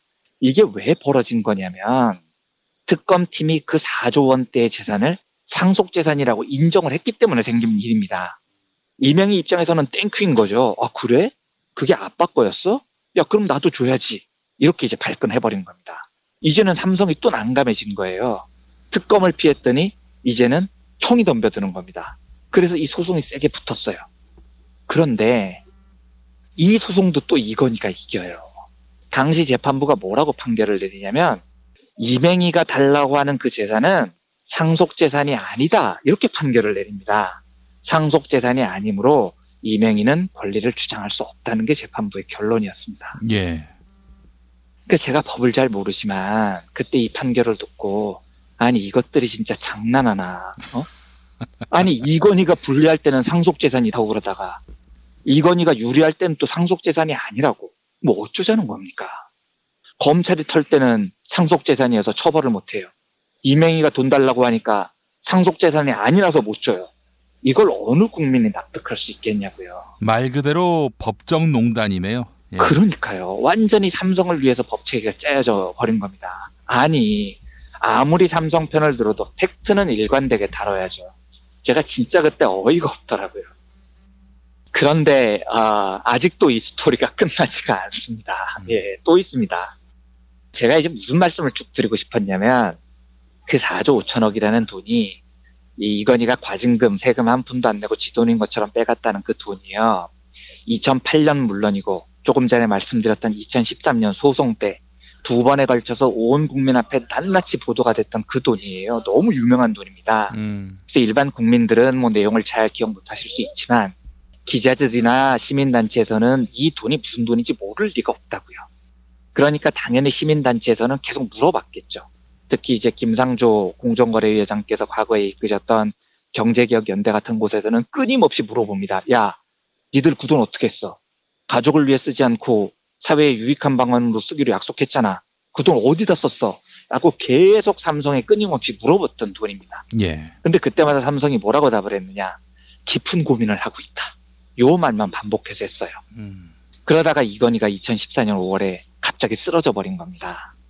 그러니까 이건희가 쓰러지고 나니까 사실 기자들도 그렇고 시민단체도 그렇고 그 돈 어떻게 됐어? 이렇게 묻기가 좀 민망해진 겁니다. 예. 사람이 쓰러졌는데 돈 가지고 이야기를 하기가 좀 그렇잖아요. 그러다 보니까 이 돈이 3년 동안 잊혀진 거죠. 정말 삼성이 이 돈을 3년 동안 싹 찾아갔는지 어쨌는지는 모르겠지만 어쨌든 이건희가 쓰러져서 기자들이나 시민단체들이 그 돈의 출처를 묻지 않는 3년이 지나고 났더니 한겨레 보도에 따르면 이 돈이 싹 현금으로 빠져나갔다는 겁니다. 그런데요, 예, 이 돈이 사실은 어디에 사용됐는지를 아무도 모르고 시민단체도 기자들도 계속 궁금해서 물어봤지만 아주 뜻밖의 곳에서 이 돈이 어떻게 사용됐는지 두 곳에서 최근에 밝혀진 게 있습니다. 하나가 뭐냐면은요, 굉장히 엉뚱한 곳에서 사건이 터졌는데요. 작년에 갑자기 그 이건희 회장 성매매 의심 동영상 사건이 터졌잖아요. 예. 그런데 그때 많은 사람들이 궁금했던 게 그 성매매가 이뤄진 곳으로 추정되는 장소가 논현동의 빌라였습니다. 그런데 기자들이 추적을 해보니까 그 논현동 빌라가 전세로 계약이 돼 있었고 전세 자금이 13억 원이 들어가 있었어요. 그런데 이 전세가 누구 이름으로 계약이 돼 있냐면 김인 씨라고 옛날 그 삼성 SDS 사장이었습니다. 이 사람 이름으로 전세 계약이 돼 있었다는 거죠. 예. 그래서 김인 씨 사장 이 이름으로 된 전셋집에 왜 이건희가 성매매를 하는지 너무 궁금하잖아요. 상식적으로 말이 안 되니까 기자들이 계속 물어봤던 겁니다. 그랬더니 삼성이 뜨악한 거예요. 아, 이거 어떻게 하냐. 야, 이거 진짜 왜냐하면 이게 이대로 김인 씨 돈이거나 아니면 이게 회사 돈으로 밝혀지면 희대의 엽기적인 일이 벌어지는 거죠. 오너의 성매매를 위해서 회사 돈 횡령 뭐 이런 게 벌어지면 말이 안 되니까 삼성이 황급하게 실토를 해버립니다. 어떻게 실토를 하냐면 사실 그건 김인 사장 돈이 아니고요. 또 회사 돈도 아니에요. 그 13억 원이 어디서 나왔냐면 그게 왜 예전에 그 2008년 비자금 있잖아요. 거기서 나온 거예요. 라고 삼성이 털어놓습니다. 그러니까 4조 4천억 원 그 사회 환원하기로 한 돈이 어디에 쓰였냐고 그렇게 기자들이 물어봤는데도 그 사용처가 밝혀지지 않았는데 그중에 13억 원의 쓰임새가 나온 거예요. 이건희 성매매를 위한 빌라 전셋값으로 나갔답니다. 제가 이걸 듣고 이것들이 진짜 장난하나 싶었습니다. 이게 사회 환원이에요. 예? 그러니까 삼성 니들은 성매매를 위한 장소 제공을 사회 환원이라고 부릅니까? 살다 진짜 이렇게 다양한 방식으로 또라이 짓을 하는 집단을 제가 처음 본 겁니다. 사회할 때 그 사자가 사사로울 사자는 아니었을까요? 사사로운 사자로밖에 해석을 할 수 없는 거죠. 예, 이건희 회장 아주 은밀한 사생활을 위한 환원이었었던 겁니다. 네. 한 가지 더요. 최근에 열일하시는 이철성 경찰청장이 있잖아요. 이철성 경찰청장이 삼성 일가의 본토인 한남동을 압수수색했다는 이야기를 제가 전해드렸죠. 거기 인테리어 공사를 하는데 회사 돈을 횡령했다는 혐의를 경찰이 잡았다는 겁니다. 이거 경찰이 어느 정도 증거가 있지 않고는 삼성 본토를 못 치고 들어갈 거라고 제가 말씀을 드렸습니다. 이철성 청장이 상당한 증거를 잡은 것 같아요. 그러니까 삼성이 또 다급해진 겁니다. 이재용 회장 지금 감옥에 있는데 회사 돈 횡령까지 걸리면 너무하니까요. 그래서 삼성 애들이 또 다급하게 언론에 해명을 했습니다. 어떻게 해명을 하냐면 그 인테리어 공사 대금 때 지급한 수표요. 그거 회사 돈 아니에요. 그거 사실은 비자금 사건 때 왜 특검이 밝혔던 그 계좌 있잖아요. 거기서 나온 돈이에요. 이렇게 한겨레신문 기자한테 털어놓은 겁니다. 그러니까 그 사회 환원하기로 약속했던 4조 5천억 원 중에 사용처가 딱 2개가 밝혀졌는데 하나는 성매매 제공용 빌라 전셋값이고요. 하나는 이건희 일가가 사는 한남동 본가 인테리어 공사용이었대요. 어이가 없는 겁니다. 정말로요. 네. 이제 이 시기에 어떤 긴 스토리가 끝이 났습니다. 예, 마무리가 됐습니다. 이번에 한겨레가 단독으로 이건희 일가가 쏙 빼갔다는 그 4조 4천억 원에 얽힌 추악하고 긴 이야기는 이렇습니다. 제가 서두에 이 파렴치한 자들이 인간이 아니다. 돈만 하는 버러지들이다라고 말씀을 드렸죠. 제가 과한 발언을 한 건지 아니면 제 말이 진실에 가까운지는 들으시는 분들의 판단일 겁니다. 그런데 저는요. 제가 이 스토리의 스크립트를 다시 쓰면서 여전히 제 생각은 확신이 들 뿐 변하지가 않습니다. 저는 이 자들이 인간이 아니라고 생각합니다. 최소한의 양심과 염치도 없는 돈버러지들이라는 생각을 이번 한겨레 보도를 통해서 저는 다시 한번 확인하는 시간이었습니다. 아니, 세금을 제대로 거두면은 조단위가 된다고 하는데 이걸 안 받아내면서 무슨 국세청이 존립의 의미를 찾을 수 있을까요? 그렇습니다. 그러니까 그동안에 국세청도 그렇고요. 검찰도 그렇고요. 금융위원회도 그렇고요. 아주 오랫동안 대한민국의 모든 기관들이 삼성 일가의 재산을 지켜주는 백그라운드의 역할을 해왔습니다. 그러니까 안타까운 거죠. 한심하고 정말 분노가 침입니다. 이러니 삼성공화국 삼성왕국이라고 이야기하는 거 아니겠습니까? 네. 삼성왕국의 고리는 이제 단절해야죠. 아니 공정거래위원회가 삼성 총수를 이건희에서 이재용으로 바꾼다. 이런 보도도 있던데 어떻게 봐야 됩니까? 네, 저는 당연한 판단 같습니다. 사실은 이건희 회장은 명목상 회장이지 제가 이런 말씀은 조금 조심스러운데 살아계신지도 사실은 잘 모르는 거거든요. 지금 말씀드렸듯이 그 이건희 회장이 가지고 있는 삼성생명 주식, 삼성전자 주식 여기에 대한 상속 증여가 이루어지지 않았고 지금 이 보도를 보면서 들었는데 이 4조 4천억 원은 어디로 갔나요?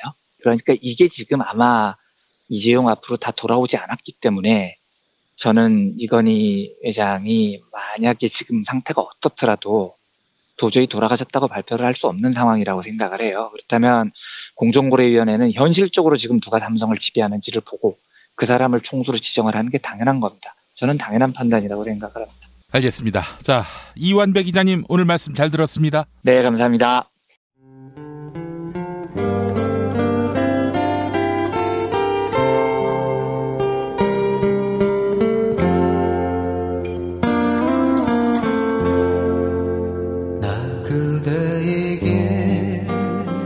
뜨거운 여름이 가고 어느새 찬바람이 옆구리를 스치면 왠지 뜸해졌던 그리운 친구 생각나시죠? 몇 년 만에 만나도 바로 어제 본 것 같은 말 안 해도 내 마음 누구보다 잘 알아주던 속 깊고 다정한 친구 다 있잖아요. 마치 민중의 소리 같은? 이렇게 마음 맞는 친구랑 뜨거운 국물에 소주 한 잔이면 같이 할까요? 당신의 든든한 절친 민중의 소리가 오늘도 당신을 응원합니다.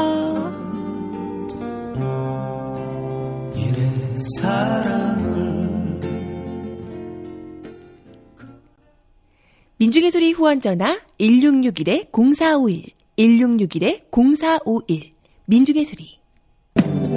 진실은 반드시 밝혀진다고. 무엇이 진실입니까? 대통령이라고 하는 지위를 진실을 밝히지 않는 데에 역이용해서. 김보영 아나운서가 함께합니다. 아프니까 팩트다. 안녕하세요. 아프니까 팩트다 김보영입니다. 법원이 박근혜 전 대통령에 대한 구속기간을 연장했습니다. 어제부로 구속기간이 만료될 예정이었던 박근혜가 증거를 인멸할 우려가 있다고 판단한 것입니다. 그런데 구속기간 연장을 두고 국회 대법원 국정감사에서는 위법성 의혹이 제기됐습니다. 자유한국당 여상규 의원의 발언 들어보시죠. 구속영장과 다른 내용의 공사실이 포함되어 있다는 이유로 이를 근거로 해서 재구속영장을 발부하여 1심 재판의 구속기간을 연장하는 것은 위법한 것이다. 현행 형사소송법은 구속기간을 최대 6개월로 제한하고 있습니다. 이에 따라 3월 31일 구속된 박근혜의 최대 구속기간은 지난 월요일까지입니다. 하지만 박근혜의 구속기간 연장이 위법이라고 보기는 어렵습니다. 검찰은 지난달 법원에 박근혜에 대한 추가 구속영장 발부를 요청했습니다. 이 과정에서 검찰은 기존 구속영장에 포함되지 않았던 혐의 2가지를 추가했는데요. SK와 롯데그룹에 대한 제3자 뇌물 혐의입니다. 즉 법원은 기존 구속사유가 아니라 추가된 뇌물 혐의에 대해 구속영장을 발부한 것입니다. 그러나 최순실의 변호인 이경재 변호사는 기존 구속영장에 포함되지 않은 범죄 사실이 있다 하더라도 그 영장의 효력은 나머지 범죄 사실에도 미친다. 이렇게 주장했습니다. 따라서 박근혜의 구속영장은 1986년 대법원 판결에 정면으로 배치된다며 목소리를 높였는데요. 하지만 1986년 대법원 판결문의 내용은 이렇습니다. 구속영장이 발부되지 않는 한 다른 범죄 사실에 관한 죄를 형량에 산입할 수 있다.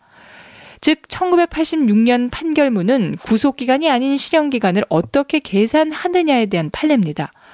검찰은 이경재 변호사의 주장은 전혀 근거가 없다고 일축했습니다.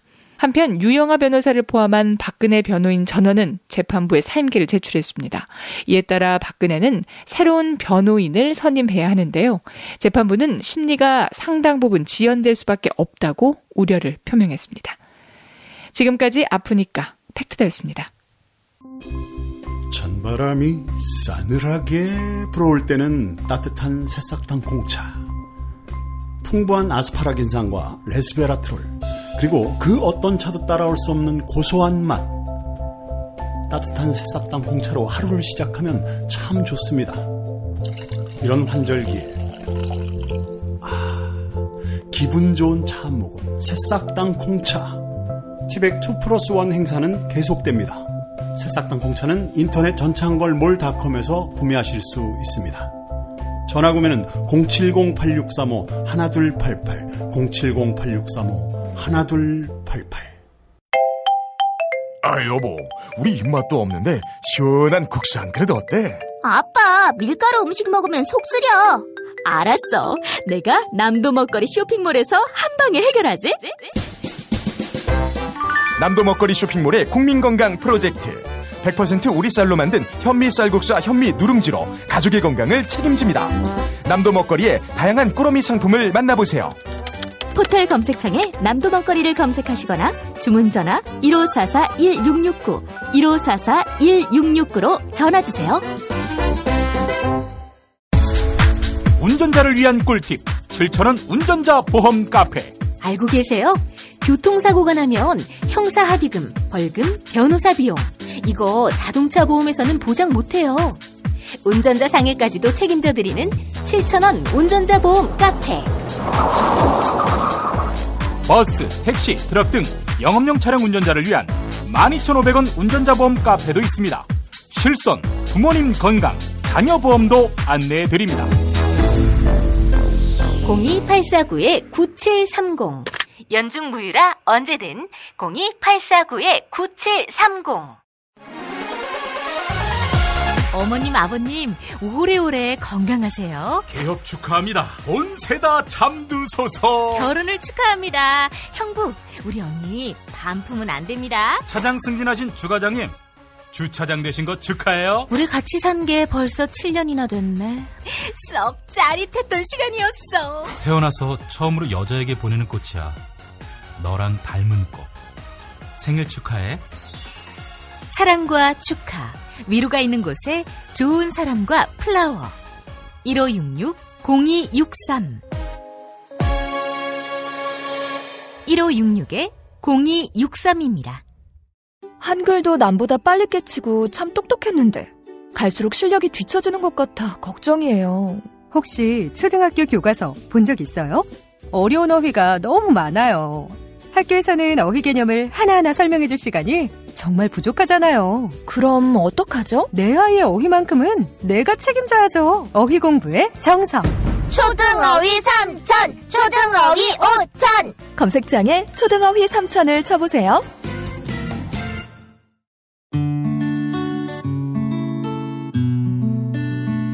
당신과 내가 좋은 나라에서 그 정의로운 나라 그곳에 산다면 난 그냥 좋아서 웃기만 할 거예요. 당신의 뉴스 보좌관 김용민 브리핑.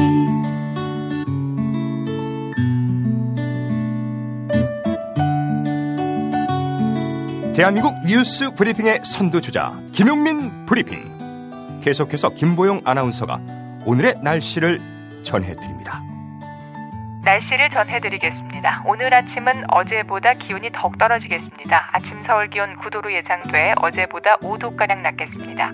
동해안 지방은 아침 한때 비가 조금 내리겠는데요. 전국은 대부분 맑은 가운데 큰 일교차를 보이겠습니다.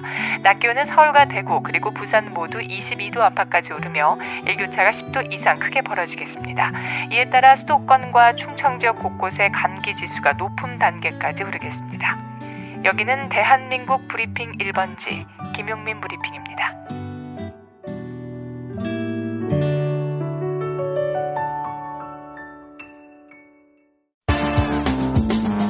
오늘을 읽는 책, 문학평론가인 국민대학교 국문학과 정선태 교수와 함께합니다. 정선태 교수님과 함께하겠습니다. 교수님. 네, 안녕하세요. 네, 교수님. 지난번에 그 남한산성 영화 소설 관련한 그런 책 산성일기 소개해 주셨는데 오늘 명나라 말기의 사상가 소개해 주신다고요? 네, 그렇습니다. 오랫동안 이런저런 책을 만나다 보면은 손에서 떠나지 않는 책들이 있게 마련이죠. 예. 제 삶에서 이타고의 분서가 그렇습니다. 분서라는 제목은 태워버려야 할 책 이런 뜻이에요. 그러니까 태울 분자, 책 서자 써서. 분서갱유도 뭐 그런 뜻 아닙니까? 네, 그 얘기입니다. 그 얘기. 분서갱유할 때 분서입니다.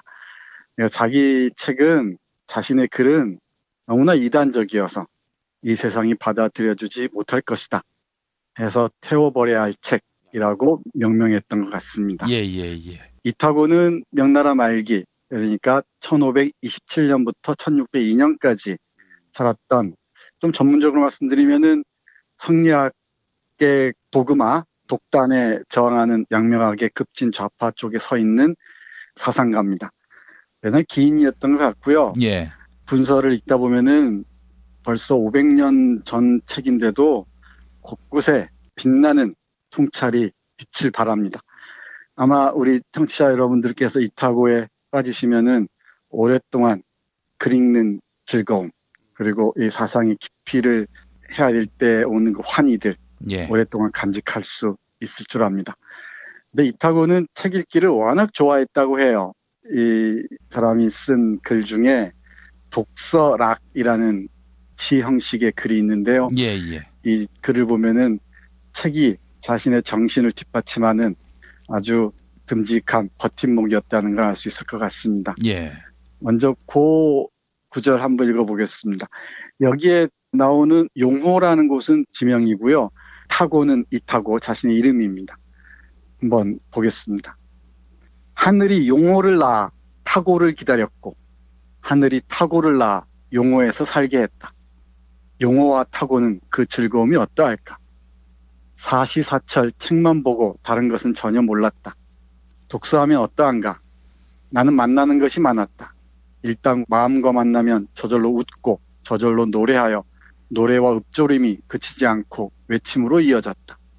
통곡하고 소리치며 눈물이 줄줄 흘렀다. 노래를 한 것은 원인이 없는 것이 아니라 책 속에 사람이 있어 그 사람을 보면 실로 내 마음을 사로잡는다. 통곡을 한 것은 원인이 없는 것이 아니라 텅 빈 호수에 사람이 없어서 그 사람 아직 만나지 못해 실로 내 마음 애태운다. 버려두고 읽지 말지어다. 높은 집에 묶어둘지어다. 성정을 편안하게 하고 정신을 기를지어다. 노래를 그만하고 통곡을 그칠지어다. 왜 꼭 책을 읽어야 즐겁겠나. 이런 말을 잠깐 듣고 고민하기도 했다. 책을 묶어놓고 보지 않으면 내 어찌 즐거우랴. 성정을 편안하게 하고 정신을 기르는 것이 바로 이 안에 있다. 세계는 얼마나 좁으며 네모난 책은 얼마나 넓은가. 천만 성현이 자네와 무슨 억울한 사정이 있는가. 몸은 있으되 묵을 집 없고 머리는 있으되 머리카락 없는 이 몸. 죽는 것이 이 몸이요 썩는 것이 뼈다귀라. 이것만이 홀로 불후하니 이 세상 다하기까지 함께하고 싶다. 숯불에 기대어 휘파람 불자니 그 소리에 숯과 새가 화들짝 놀란다. 노래와 곡이 서로 뒤따라 그 즐거움이 끝이 없다. 초음도 아까운데 어찌 감히 조용하리요. 이렇게 이어지는데요. 조금 어려울 수도 있겠습니다만은 책 읽기의 즐거움을 아주 격렬한 언어로 표현하고 있습니다. 이 세계는 얼마나 좁으며 네모난 책은 얼마나 넓은가 라는 구절에서 정확히 알 수 있죠. 책을 통해서 수많은 세상을 여행하고 또 수많은 사람의 내면을 들여다보고 그러면서 나는 누구인가, 나는 얼마나 작은가를 깨달으면서 점점 자신을 확충해 나가는 그 모습이 선하게 와닿습니다. 아무튼 이렇게 이타고라는 사람은 기인이면서 책 읽기를 굶주린 사람처럼 좋아했다고 해요. 책을 탐했다고도 표현할 수 있겠죠. 근데 이런 책들을 읽으면서 많은 동무들을 만났을 텐데 이 동무들과 주고받은 편지 그리고 이 세상에 대해서 이런 독단으로 흐르는 세계 그리고 공자가 누구인지도 제대로 모르면서 공자만 섬기는 지식인들에 대한 정말 그 통렬한 비판들을 드러내고 있습니다. 이 분서는 아주 두툼한 책 3권으로 이루어져 있습니다. 조금은 부담스러울 수도 있는데 도서관에 가셔서 손인사 쭉 해보시고요. 네. 한번 자신의 결과 맞닿으면은 여기저기 펼쳐서 읽어보시기 바랍니다. 짤막짤막한 글들이어서 크게 부담스럽지는 않습니다. 이 분서에서 제가 기억에 남는 몇몇 구절 보겠습니다. 예. 가장 인상적인 게 분서의 3번째 권 속분서라는 책에 들어있는 성교소인이라는 짤막한 글에 이런 표현이 있습니다. 예. 아주 유명한 구절인데요. 여기 핵심이 나는 한 마리 개에 불과했다라는 구절입니다. 예. 그러니까 50이 넘은 나이에 자기가 살아온 삶을 비춰보니까 내가 남들 하는 대로 다 따라하고 줏대도 없이 남들이 가자는 대로 다 가고 남들이 옳다는 것만 믿고 살아온 그 모습이야말로 개에 불과했다고 얘기하는 겁니다. 40대인 우리 김 PD는 아직 조금 먼 시간이지만 50이 훌쩍 지난 제가 보기에는 절절하게 와닿는 표현입니다. 정말 저도 어찌 보면은 한 마리 개에 불과했는지도 모르겠습니다. 우리 김 PD 만나서 많은 애청자들 더불어 얘기하면서 그나마 개 상태에서 조금은 벗어났는지도 모르겠어요. 이 점 깊이 감사드립니다. 이 속분서의 성교소인의 한 구절 보겠습니다. 나는 어려서부터 성인의 가르침이 담긴 책을 읽었지만 그 내용이 무엇인지 알지 못했고 공자를 존경했지만 공자에게 어떤 존경할 만한 점이 있는지 알지 못했다. 그야말로 난쟁이가 광대 노름을 구경하다가 사람들이 잘한다고 소리치면 따라서 잘한다고 소리치는 격이었다. 나이 50 이전의 나는 정말로 한 마리 개에 불과했다. 앞의 개가 그림자를 보고 짖으면 나도 따라서 짖어댔던 것이다. 만약 남들이 짖는 까닭을 물어오면 그저 벙어리처럼 쑥스럽게 웃기나 할 따름이었다. 오호라, 나는 오늘에서야 우리 공자를 이해했고 더 이상 예전처럼 따라 짖지 않게 되었다. 예전의 난쟁이가 노년에 이르러 마침내 어른으로 성장한 것이다. 네, 이렇게 얘기합니다. 지금 50이야 뭐 젊은 편이지만은 이 시대의 50이면은 뭐 상노인에 속하죠. 이 상노인에 속한 사람이 자신의 삶을 뒤돌아보면서 나는 남이 하자는 대로 다른 개들이 짖는 대로 짖는 수준을 벗어나지 못했다고 아주 깊이 있게 자신을 성찰하면서 한 마리 개에 불과했다고 얘기합니다. 예. 한 마리 개가 아닌 정말 주인으로 자신의 철학에 따라서 선명하게 선언할 수 있는 사람이야말로 개가 아닌 사람일 수 있다고 얘기하는 것이겠죠. 예. 네, 요즘 주변에서 보면은 자신이 개인데도 개인 줄 모르고 지저대는 사람들이 참 많이 있습니다. 굳이 누구라고 얘기하지 않겠지만 혹시 내 안에도 이런 개 속성이 없진 않은지 저는 한 번씩 묻곤 합니다. 예. 다른 개를 따라 짖는 개들을 비난하기 전에 우리는 어떤지 한번 생각해 봐야 할 줄로 알고요. 특히 지식인이란 자들의 위선이나 자기 기만을 간파할 수 있으려면은 내 안에 깃들어 있는 이 개 속성들도 아울러 볼 수 있어야 한다고 생각합니다. 사실 50이 좀 지나고 보면은 어떤 게 개 짖는 소리이고 어떤 게 사람이 말하는 소리인지 어렴풋하게 구분할 수 있을 것도 같아요. 근데 이 개 짖는 소리를 할 때 우리가 어떻게 반응해야 될지, 같이 개처럼 짖어야 할지, 아니면 사람의 언어로 조근조근 얘기를 해야 할지 참 난감할 때가 있습니다. 예. 요즘의 상황들이 그렇다는 것을 절감하게 되네요. 예. 이 책에서 몇 구절만 더 보겠습니다. 예. 이타고는 이 당시에 성리학이 지배했던 명나라 질서에 저항하면서 정말 자기 욕망에 충실한 존재를 상상했고요. 그리고 이른바 남녀 차별에 대해서도 통렬한 비판을 가했습니다. 그러면서 어린아이의 마음, 동심으로 돌아가자는 얘기를 하는데 이타구가 말하는 동심은 초심, 첫 마음으로 돌아가자는 거죠. 남을 따라하지 않는 자신만의 주체를 정립한 그런 삶을 살아가자고 얘기하는 것 같습니다. 여기에서 모든 세상의 속박을 뿌리치고 기인으로서 이단아로서 살아가는 모습을 이렇게 얘기합니다. 이 구절은 나이가 70이 넘어서도 아주 권력욕에서 벗어나지 못하는 사람들, 그리고 무력에서 벗어나지 못하는 사람들을 상상하시면은 어렵지 않게 이해하실 줄 압니다. 이타고는 우선 세상에 세 부류의 인간이 있다고 생각을 했대요. 그 구절 한번 보면은 예. 첫 번째 부류는 관직에 매이는 것을 무서워하면서도 차마 그만두지 못하는 자들입니다. 이들은 육신이 괴로울 뿐만 아니라 정신 또한 너무나 괴롭습니다. 이런 부류의 사람들은 지위가 높을수록 그 마음이 더 한층 괴로워서 관직을 그만두어야만 비로소 자유로워지는데 저 같은 자가 바로 여기에 속합니다. 그러니까 자신은 관직을 다 버리고 자유를 택했다는 얘기겠죠. 또 한 부류는 본디 부귀의 뜻을 두었으면서도 밖으로는 그것을 원치 않는 양 가장하는 자들이지요. 그러나 실제로는 이를 발판으로 삼아 일신의 영달을 꾀하고 또 도덕과 인의의 허울로서 자신을 엄호하려 꾀합니다. 이런 사람들의 몸과 마음이 모두 피곤한 것은 말할 것조차도 없겠습니다. 그러니까 부자인 사람들이 자신을 도덕이니 인의니 하는 걸로 치장한다는 거죠. 이 사람들의 내면이 얼마나 궁핍할지 그리고 피곤할지 상상할 수 있다고 얘기합니다. 그리고 마지막 부류의 사람이 있는데요. 이게 이타고의 삶이었던 것 같습니다. 그리고 제가 살고 싶은 모습이기도 합니다. 오직 한 부류만이 벼슬살이가 싫으면 곧장 그만두고 벼슬살이가 좋으면 또 벼슬을 합니다. 학문을 강론하고 싶으면 곧바로 가르침을 베풀고 강하기 싫으면 또 미련 없이 그만두어 버리지요. 이 부류는 심신이 모두 태평한 데다 손발이 가볍고 편안합니다. 두 가지를 동시에 신경 써야 하는 걱정거리가 없을 뿐만 아니라 또 자신의 치부를 감추거나 잘났다고 자랑하는 추태가 없으니 칭찬할 만한 부류이지요. 이렇게 얘기를 합니다. 세 번째 부류에 속하는 삶을 산다는 게 참 쉬운 일이 아닐 텐데 삶의 가을에 접어든 저로서는 이제 조금은 이렇게 자유롭게 살고 싶기도 합니다. 이와 관련해서 제가 정작 오늘 여러분들께 소개해드리고 싶었던 구절은 분서에서 가장 빛나는 표현인데요. 이른바 동심설입니다. 이 구절 한번 보겠습니다. 이 동심설이라는 문장은 내가 정말 아끼고 사랑하는 글입니다.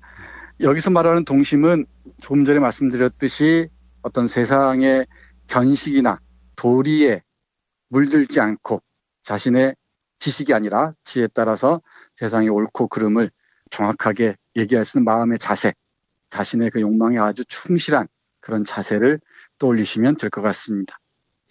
보겠습니다. 예. 대저 동심이란 진실한 마음이다. 만약 동심으로 돌아갈 수 없다면 이는 진실한 마음을 가질 수 없다는 말이 된다. 무릇 동심이란 거짓을 끊어버린 순진함으로 사람이 태어나서 가장 처음 갖게 되는 본심을 말한다. 동심을 잃게 되면 진심이 없어지게 되고 진심이 없어지면 진실한 인간성도 잃어버리게 된다. 사람이라도 진실하지 않으면 최초의 본 마음을 다시는 회복할 수 없는 것이다. 어린아이는 사람의 처음 모습이요 동심은 마음의 처음 모습이다. 대저 최초의 마음이 어찌하여 없어질 수 있는 것이랴. 그러나 동심은 왜 느닷없이 사라지고 마는 것일까? 원래 그 시초는 듣고 보는 것이 귀와 눈으로부터 들어와 안에서 사람을 주재하게 되면 동심이 없어지는 데서 시작한다. 자라서 도리가 견문으로부터 들어와 사람의 내면을 주재하게 되면 어느덧 동심도 사라지고 마는 것이다. 그러면서 이렇게 덧붙입니다. 설사 많은 책을 읽고 난 다음이라 해도 이 동심을 보호하여 그것이 없어지지 않도록 하셨으니 보통 공부하는 자들이 많은 책을 읽고 의리를 깨우침으로써 도리어 동심을 가리는 경우와는 매우 다르셨던 것이다 라고 얘기하면서 진짜 공자의 모습을 얘기합니다. 예. 여기서 동심을 쭉 표현하면서 세상에 지식인연 하는 자들이 동심을 다 잃어버리고 자신의 지식으로만 무장하면서 다른 사람들을 지배하고 장악하려고 한다고 비판하는 겁니다. 그러면서 난쟁이도 못 되는 주제에 어떤 한 푼어치 지식을 가지고 세상에 큰 호령을 하는 자들을 그야말로 일가를 하고 있는 것이죠. 이런 자들 향해서. 그러면 좋은 글이라는 것도 결국은 자신의 진심에서 동심에서 나온다고 얘기를 해요. 글 쓰는 사람들이 여러 가지로 고민하는 경우를 많이 보는데 미사역으로 꾸미는 게 좋은 글이라고 생각하기 쉽지만은 이타고에 따르면 자신의 진심, 동심을 고스란히 드러내는 것, 그거야말로 좋은 글의 첫 번째 덕목이라고 말을 합니다. 그 구절 우리 청취자 여러분 중에 글 쓰는데 관심 있는 분들이 많으실 줄 아는데 예. 진심과 글이 어우러질 때 어떤 문장이 나오는지 한번 들어보겠습니다. 그렇다면 이 세상에 비록 최고로 잘된 문장이 있었다 하더라도 거짓된 사람에 의해 인멸되어 후세에는 볼 수 없게 된 글들이 또 어찌 적다 하리요. 어찌하여 그럴까? 천하의 명문은 동심에서 나오지 않은 것이 없기 때문이다. 만약 동심을 항상 지닐 수만 있다면 도리가 행해지지 않고 견문은 행세하지 못하며 언제 지어도 훌륭한 글이 되고 어떤 사람이 지어도 좋은 글이 되며 어떤 체제의 글을 지어도 빼어난 글이 아닌 경우가 없게 된다 라고 얘기합니다.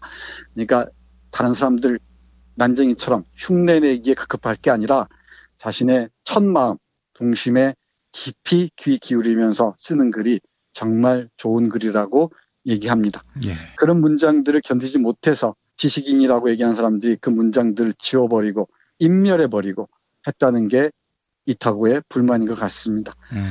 이타고를 소개해 드리려고 하니까 저도 설레고 그래서 그런지 조금 어려웠을지도 모르겠습니다만은 이타고란 인물에 조금 관심을 기울여 보시면은 우리 시대에 정말 개 짖는 사람을 쫓아서 짖는 그 개노릇하는 자들의 목소리를 분별할 수 있을 것이고요.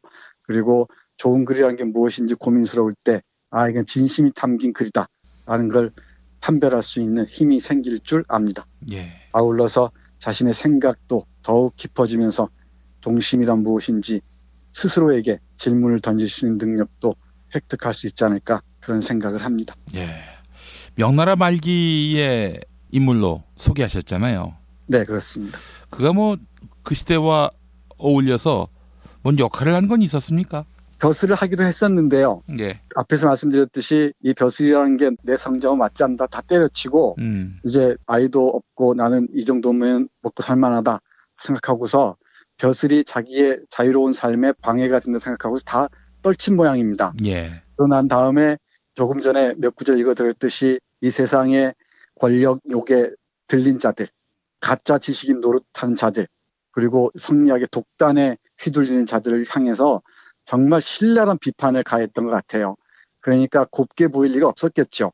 그래서 이단으로 살면서 도가 높은 승려들도 만나고 다양한 동무들을 만나면서 자신들의 삶의 세계를 넓혀갔던 것 같습니다. 그러다 결국은 76살의 나이에 자살하는 것으로 자기 삶을 마감합니다. 그러면서 책을 통해서뿐만 아니고 다양한 동무들을 만났다고 하는데 이타고의 말 중에 아주 유명한 명언이 하나 있습니다. 이 얘기인데요. 친구가 되지 못하는 스승은 좋은 스승이 될 수 없고 스승이 되지 못하는 친구는 좋은 친구가 될 수 없다. 배움과 우정의 문제를 아주 정확하게 피력한 표현이 아닌가 그런 생각을 합니다. 사실 한국 사회에서는 한 번 스승이면 영원한 스승이라 생각하고 친구가 되길 참 어렵잖아요. 예. 근데 진짜 친구라면은 나이니 뭐니 이런 걸 떠나서 친구일 수 있어야 하고 동시에 진짜 친구 관계를 오랫동안 유지할 수 있으려면은 서로가 스승이 돼야 한다는 것이죠. 김 PD가 저에게 아주 큰 스승인 것처럼. 이거 별 말씀을요, 교수님. 저는 그렇게 생각을 합니다. 김 PD의 삶이 저에게는 정말 의미 있는 사표라고 얘기할 수 있을 것 같아요. 아이고. 아부하는 것 좀 드릴 수 있는데 제가 아부 못하는 것으로 악명이 높습니다. 그래서 친구이자 스승으로서 제가 우리 김 PD께 꼭 드리고 싶은 말씀이었습니다. 아이고, 감사합니다, 교수님. 예. 저는 또 다른 각도에서 보자면 나라가 망조가 들면은 인재 등용이 고루 이루어지지 않는다. 그런 게 또 느껴져서 그래서 혹시 뭐 이렇다 할 벼슬을 했었는지 여쭤본 겁니다. 아니나 네, 다를까. 맞습니다. 네.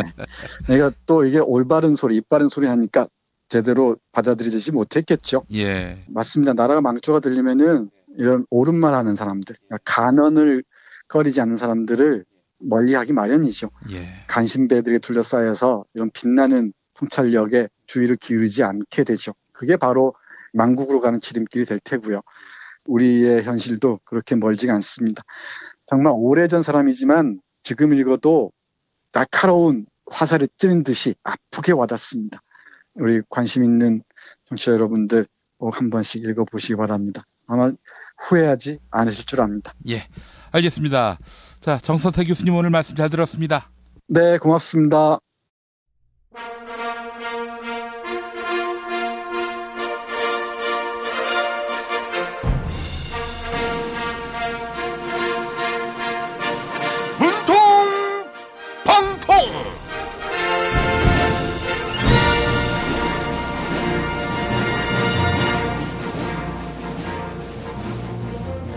네, 오늘도 문과 안 나오셨습니다. 안녕하십니까. 일자리 대통령 문재인입니다. 일자리를 나누지 않으면 고용률을 획기적으로 높일 수 없겠죠. 근로기준법 개정해서 노동시간 단축해야 합니다. 일자리를 나누려 한다면 대통령직도 나눠야 합니다. 안 대표님 그러다가 과로사십니다. 서울시장이도 기웃거리고 대북특사도 기웃거리고 당대표 하나만 하시죠. 당대표 하나만. 뭐 별로 기대도 안 했지만 역시 오만과 패권의 본색 그대로입니다. 대통령을 당신만 할 수 있다는 것은 오만입니다. 나 문재인이 대선에서 승리했으니 내가 대통령을 해야죠. 안 대표님 미련 버리십시오. 국민의당은 원래 그렇게 욕심이 많습니까? 이영조 의원 주택을 14채나 보유하고 있다는데 맞습니까? 14채. 14채.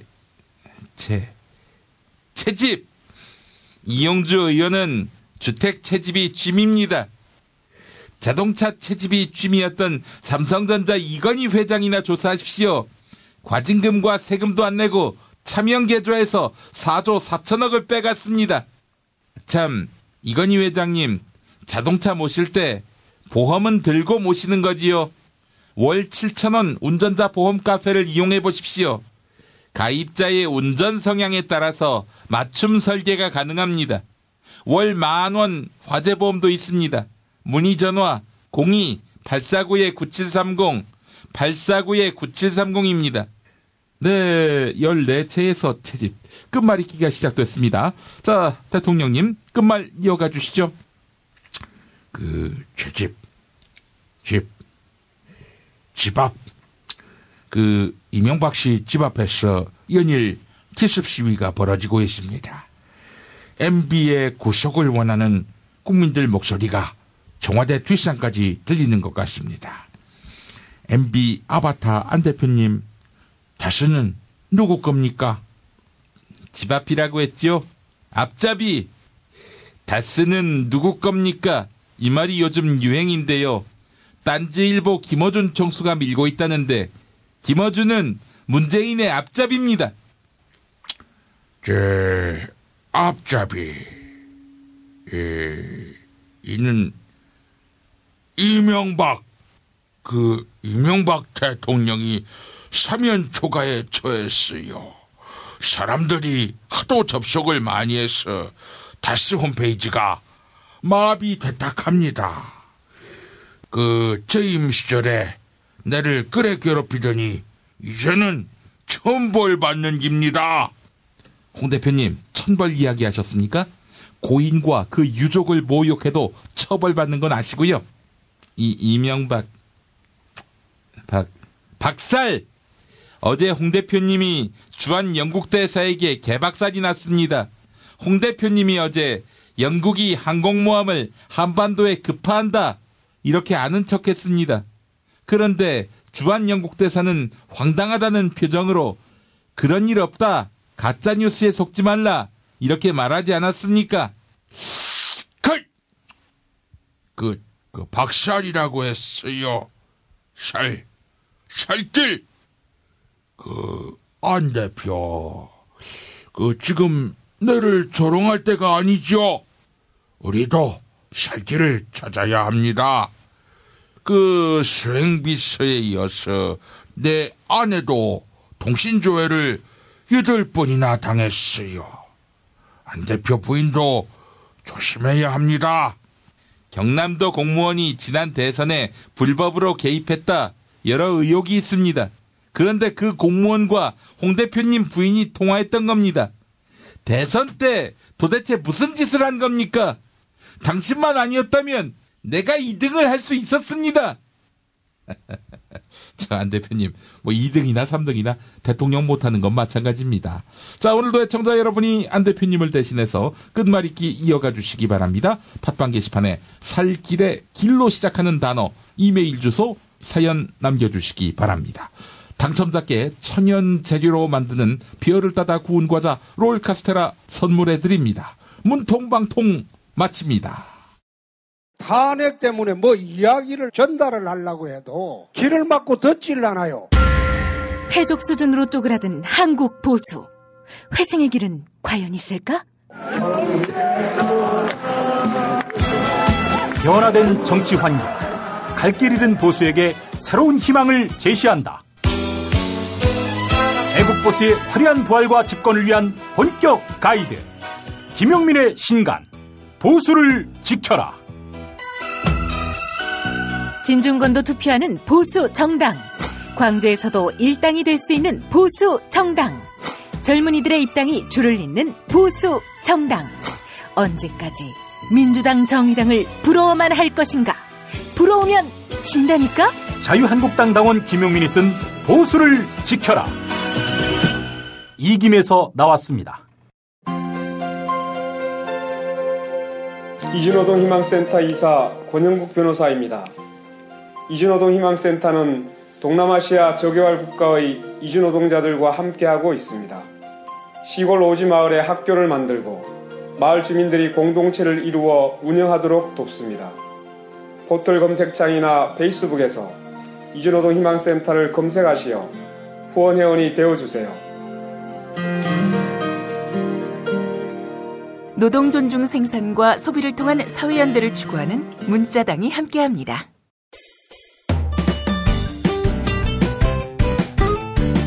뉴스포렌바리 순서입니다. 팔로워 87만이 넘는 김용민 트위터 계정에서는 매일 설문조사가 진행되고 있습니다. 이명박 씨와 관련된 검색어 다수가 포털 사이트에 오르내리고 있습니다.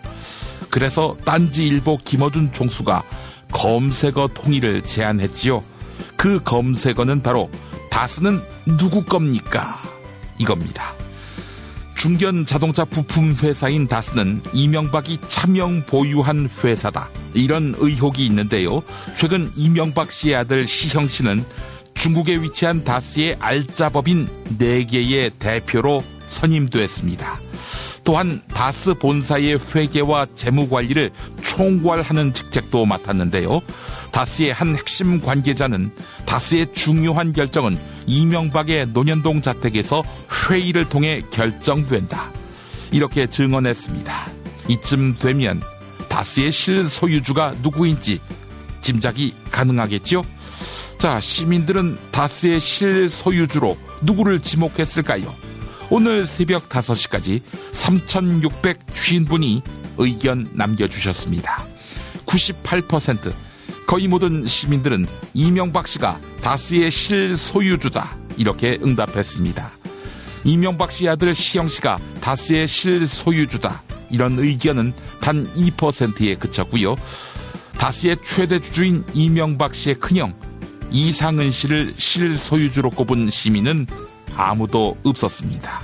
0%. 설문조사에 참여해 주신 여러분 감사합니다.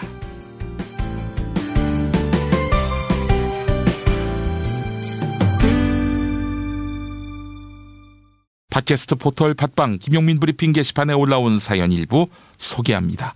긍정정서님, 이완배 기자는 손을 펴서 놓아주면 마음이 그만큼 편안해진다. 이렇게 말했습니다. 저도 놓는 연습을 해야겠습니다. 라고 해주셨고요. 달보름달님, 주택을 14채 보유한 국민의당 이용주 의원, 임대업자인가요?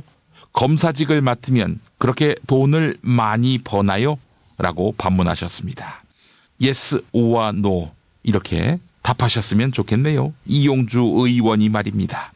정의의 여신님, 다스가 네이버 실시간 검색 순위 1위에 올랐습니다. 적폐 청산이 마무리되는 그날까지 우리 모두 파이팅 합시다. 라고 해주셨습니다.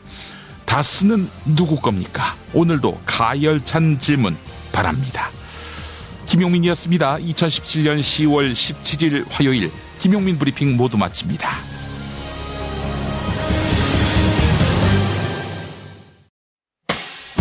김용민 브리핑과 함께한 시간 어떠셨어요?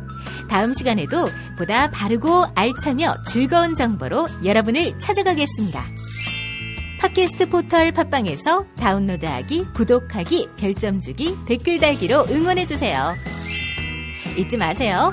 다운로드하기, 구독하기, 별점 주기, 댓글 달기.